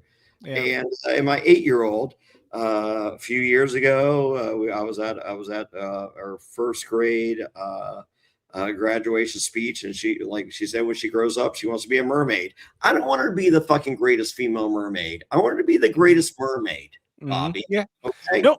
Hey, you're speaking to someone who's also a girl dad. Who I have a 5-year-old daughter who many of you have seen here on the podcast. She does run-ins, brother. Does she ever? I don't want her to be the next Caitlin Clark. I want her to be the next best basketball player of all time. It doesn't matter the gender. I want her to be great at whatever she does. It might not be basketball. It might be singing. It might be dancing. It might be what have you. I want her to be the greatest at what she does. I feel like you joining a select group of women at 4 is worse than come on in, guys. Mm-hmm. Mm-hmm. No, I think come on in, guys is kind of ridiculous. Can I be honest with you? I really think that come on in, guys is like kind of ridiculous. Like I just think that like that's Ricard didn't have a problem with the come on in guys either. Exactly. Well, I just think that it's like it's not the same guy that said you can join a select group of women. Yes, Like, I just think that like you're a select group of people that can get to that position is what I would say. right? And then I feel like this is coming from people that had trouble editing 4 strong women on this season, and that's why Purple Sophie got the Purple Sophie edit, because they didn't know how to edit 4 strong women. They're like, well, we got the one strong woman, and then we got the one that we're portraying as dumb that's actually smart, and then we got the one that's crazy that's kind of smart. So what are we going to do with the 4? We can't do 4 women. It's just, We're in the final 5, and we have we just 4 want to women. show 'em. We have 4 women and 1 guy remaining, and who's the one who's getting all the credit is the guy. Yeah. Wow. Sexist Survivor. Who knew? I'm not saying that. I'm not saying that. I'm the saying new era is sexist? I'm not saying that at all. I'm just saying that I appreciate Oh when my they say it as a Well, generalization. give me an. How about this? Season 51, all women. Fuck it. Let's go. Do it. 51, all women. 52, Heroes versus Villains 2. 53, all dudes. Yeah, well, Sausage, that's never gonna call fly. it Survivor Sausage Fest. I think that's a great name. Season 54, second chance. Season 55, All Stars 2 or 3. What are we on? 3, 2? 3, well, 2 technically, but yeah. All Stars 2. Boom. Fucking challenge this shit, motherfucker. Stop with this fucking garbage that you're fucking doing now. I mean, like, it's fine, it's great, I love it, but do you know why people watch the challenge? We're off the rails. Because we're invested in these characters. All right, we're 2 hours. All right, we're off the rails. Yes. So So Sage admits that she was going to get rid of Savannah if Savannah had given it to her, which I'm like, that's amazing. And so this is followed by Jeff Rhodes going, "Hey, Sage just lost. If losing sounds fun to you, apply for Survivor." And I'm like, what is happening in my fucking world in which Jeff Probst literally just said, does losing sound fun to you? Apply to Survivor. You'll love it. I mean, it's true in that only one person wins. Yeah, but I don't feel like that's the pitch. Hey, do you want to be a loser? Yeah. Well, then apply for Survivor. You're pretty much. I'll be honest. I fast forward through it because guess what? I sent in my application. All right, so let's hear back from you. Oh well, Gabler was going to tell you what to do, and then I said we got to do the show. So there we go. Yeah, I know. I was waiting for that. Yeah. So Savannah says fuck Steven. Steven wants Sophie out. Rizzo throws out Steven to Sage. Christina thinks Steven gives them a better chance against Savannah and challenges. Christina says, Steven, you're safe. Steven calls Christina a sloppy player and goes so far as to give an allegory or an alliteration or something, an allusion, a reference point of Christina is someone eating spaghetti with their hands versus people using cutlery.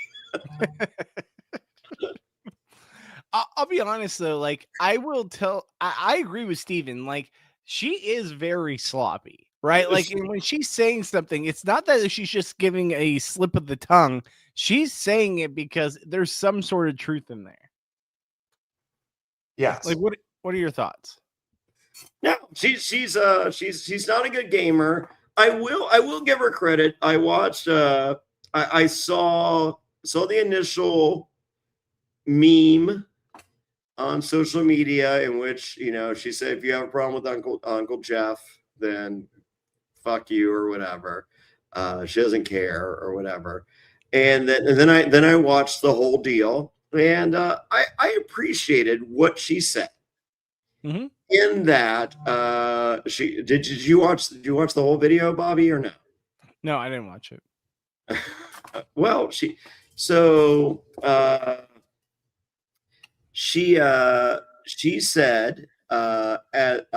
in her culture, not necessarily Black, just one of like Southern culture, or just a culture of respect. you call your elders aunt or uncle. And if you don't say that, your mom will be like, you better put some respect on that name. And she remembers watching Survivor as a kid and being like, I would love to be on the show with Uncle Jeff. And she just longed for the day in which she could be on the show with Uncle Jeff. And she had the opportunity to say Uncle Jeff. And she goes, production didn't say anything to me. The players didn't say anything to me. She goes, if it had been a problem, it may or may not have been addressed. She's like, I'm not going to say, I would have changed it or not. But she goes, no one said anything to me. So no one's going to say anything to you. It's not their job to say anything to you. But also, didn't Jawan say it first? You don't know the cutting room floor. That's true. Yes. So she could have been the first. She could have been first. Honestly, and I have not watched I have just seen Jawan has gone to therapy since the show, and there's that of it. So I don't know Jawan's story because it feels like that's a deep dive that's going to take more than a 2-minute TikTok. So I feel like take more than a 2.5 hour podcast. What's that? It says it's going to take more than a 2.5 hour podcast. Yes, to digest. So, and for the record, I like Jawan. So I love Jawan. Yeah, the turtleneck was awesome. I didn't like the. I saw Jonathan this weekend. I didn't love the Mr. Probst, or Mr. Jeff. However, I get it. Excuse me. Jonathan Young is from Alabama. Is Mr. Jeff. Like that is literally your name in Alabama. Yeah. You're Mr. Jeff. I'm Mr. Johnny. Yeah. I mean, like when I see Jonathan, he says Mr. Johnny. Yeah.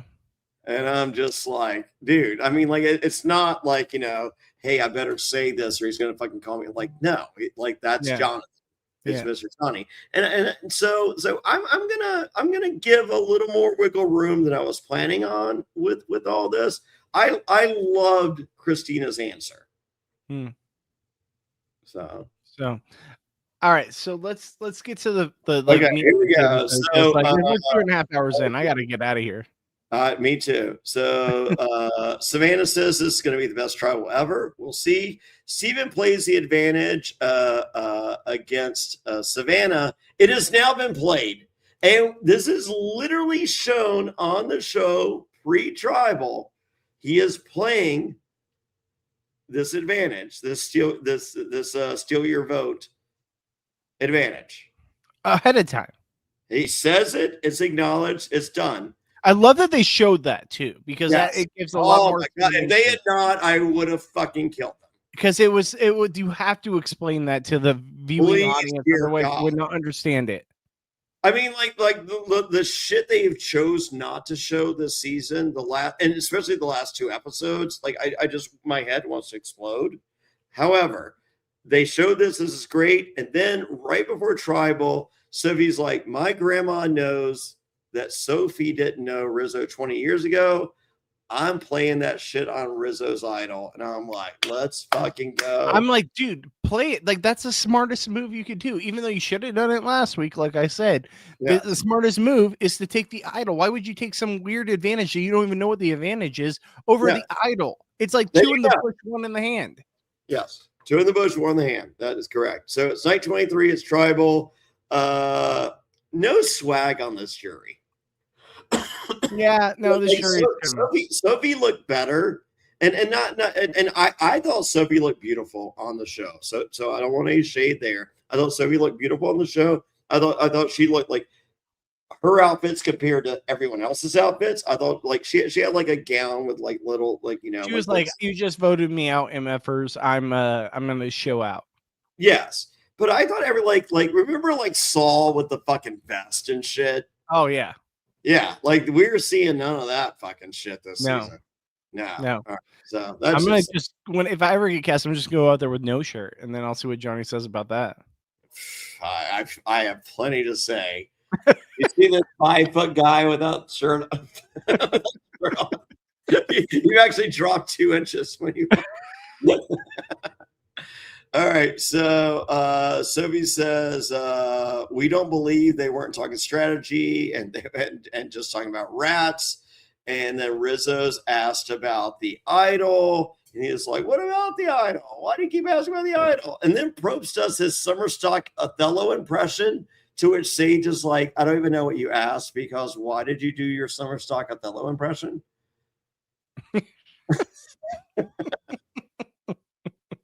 Right? Yeah, it was a lot. It was a lot. Like Jeff, I love Jeff Probst. He is on the cover of every DVD. So if you're looking for a DVD, I have these available on eBay right now. Just go to JonnyFairplay.com for links to all my eBay auctions. This is signed by me, Rupert, and Sandra, and they used to put our faces on there. Seasons 41 through 49, Bobby, just have Jeff Probst on the front of the box and the number. I know that, but like, isn't like Sandra supposed to be the centerpiece on that season? Like, isn't it most seasons like the winner is the one who's the centerpiece? No, the greatest player is on the front left. Okay, well, you know what I'm saying. Like, generally, isn't that a case? I'm pretty sure they just put the greatest player at the front left, and they just fill in the rest. I digress. Let's talk about the season, though. So here we go. So come on. Steven says he's as nervous as a bunch of shins in a dark room of coffee tables, and the jury does not pop for that whatsoever. Remember, me and Gabler earlier were talking. You want 2 nods and a laugh. Mm-hmm. That's your goal on every sentence you say to that jury. 2 nods and a laugh. Steven got a half nod and a yeah. I didn't think that was funny. Yeah. It's literally what he got. Is just like, not today, Satan. I still go back to the fact that, like, let's talk about the Sophie of it all, right? The Sophie playing her knowledge is power advantage and using and all the build up too, right? Like, they literally showed her reading the entire description, her really talking about how, like, I'm sorry, I know you earned this, like, I'm gonna do this, I'm sorry, and then she does it to Steven. Of all people, you're going to take a random advantage that you don't know what it is over an idol that you know has been the game forever. Because she was so fucking happy to be taken on the love. Like, I can't. I'm sorry. That's up there with some of the worst gameplay I've ever seen in my life. That's fine. That's fine. However, emotionally, that win by Savannah was the most crucial win of any win this season. We were literally told it over and over and over and over again. This is the greatest reward you experience on season 49. And she got the greatest reward, and she got that letter, and she was just like, you know what? I want to sacrifice my game for this reward because I still think I'm pretty good. It's just like, where's your move? I have a wife and kid. I would go on this freaking island and have a wife and kid trying to write back to me, and I would say I'm doing this for them. Okay, hey, all right. Say you're there. You're Savannah. Yes. Who are you taking on the reward? Exactly who she took. Well, there you go. Yeah, I don't think Savannah's at fault at any way. If anything, Savannah is the hero of the episode. She did exactly what she should do. Sophie had played it so bad. Okay. So let me change it again. Say Savannah takes you and Rizzo. I'm still backstabbing them the first chance I get to win the game. Yeah, okay. Like, what are we talking about? There's the difference.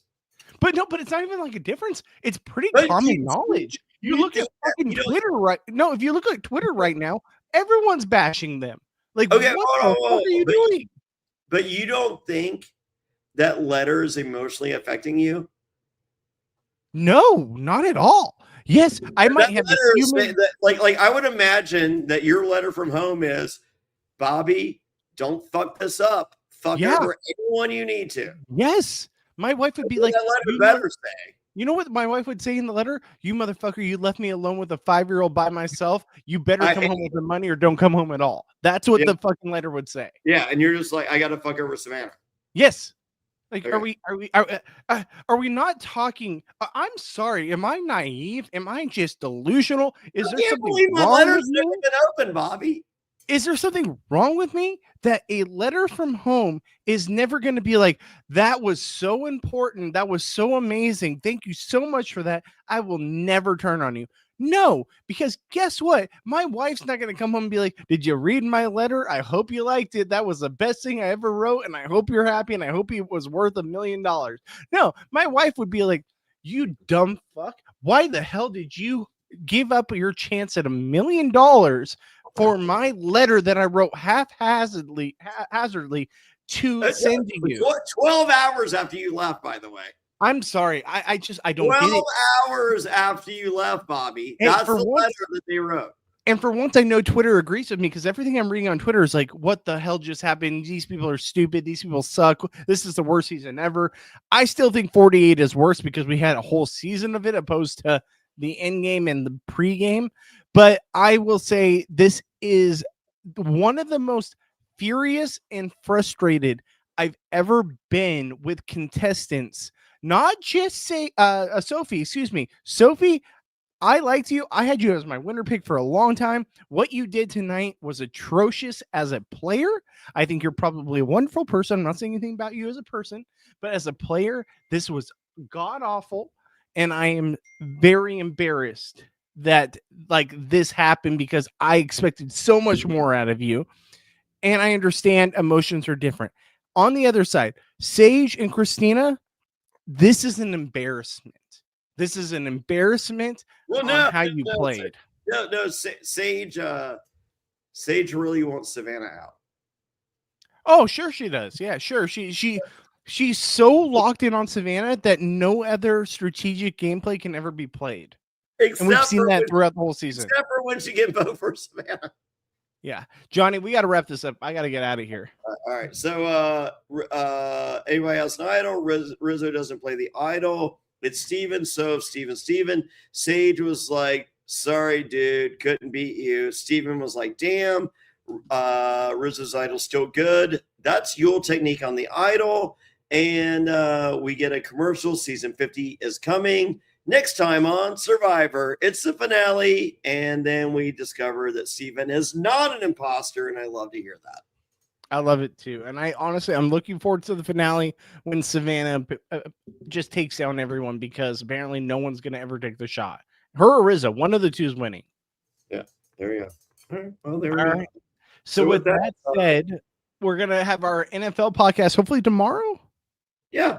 I'll hit up Jason Powell, or we'll go with Gabe. We'll do it with somebody. There's gonna be a podcast. We'll do our NFL podcast preview at your earliest time. I can do whenever tomorrow. Okay. So tomorrow we will have our NFL podcast. Guys, next week for the finale, please come back here. We are going to come back with a huge finale show. It will not be 2.5 hours. It will not be 2.5 hours. Huh? Is that 2.5 hours, Bobby? Yes, I know. My wife's like, "What the hell are you doing right now? Like, get off." Did you say chatterbait or chat? Yeah, and we also started an hour late, so my wife's like, "You have neighbors, get off of it." So, with that being said, you guys are awesome. I hope you guys come back for the finale. Johnny won't be here, but Gabe will be here. He'll be making his magnificent return, hopefully. Then we will also have some surprise guests from Survivor here on the podcast talking about the finale with us. I can't wait for that. I'm so excited for that. So tune in next week after the finale. Johnny, what do you have to promote for your upcoming ventures? Get a cameo.com/Jonny Fairplay. Go to JonnyFairplay.com for everything. Join me and Rachel Riley for the premiere of Traitors, January 8th. 2/3 of the tickets are gone. We are we're a third of the way from being sold out. I knew we would be. So join us in Chicago, January 8th. Go to SurvivorTix.com, SurvivorTix.com. And I'm going to be in Phoenix next week for the finale. I got Rupert versus Johnny t-shirts. So I sold half the shirts in Orlando. I don't like to say this, Bobby. Can I silently say this? Sure.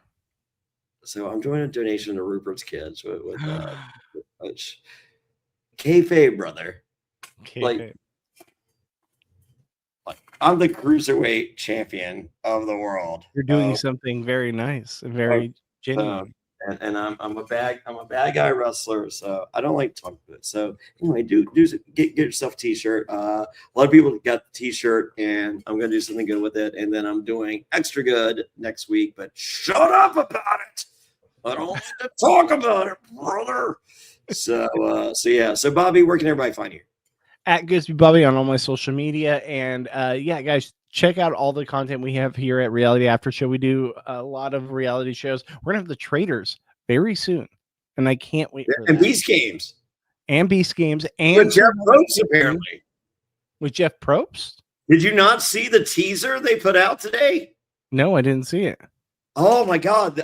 So Beast Games put out a trailer. It's the Beast Games, dude, and Jeff Probst, like they're back to the water in Samoa. You know that all of those guys are like big time Survivor fans. All the guys from the Beast people. Yeah. So is like apparently there's something happening tomorrow, and then Jesse from Survivor's their favorite person Gabler season is like, oh, is that Uncle Jeff? And then he followed with, oh, so when you said we're now allowed to do other shows, I guess that just means you.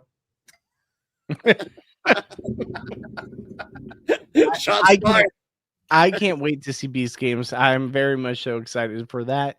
Guys, we also might have some Squid Game coverage. I think we should talk about Squid Game Stranger Things. I don't know why I had Squid Games in mind. I was thinking about Lauren. We're talking Stranger Things. I'm watching it. I got Friday off. I'm gonna binge Friday. All right, and then we got a lot to catch up on Stranger Things because I have a lot to say. So, guys, tune in for that coverage. With all that being said, Johnny, where can people find you? At Jonny Fairplay. Go to JonnyFairplay.com and get out of here. Go kiss your loved ones. Yes, and check out our Patreon, Reality Patreon. Gabe talking about ayahuasca, and we're gonna do a Patreon with Bobby. We're gonna talk about get Over the Edge weekend. There's lots of crazy stories. As the cruiserweight champion of the world, still to this day, that's 5. Your over is covered, everyone. We will talk about that. RealityPatron.com. That's RealityPatron.com. All right, guys. With that being said, we will see you for finale night next Wednesday night, right here, immediately following the East Coast airing of Survivor. Can't wait for it. Hope you guys enjoy, and we will see you in the next one. Peace out, guys.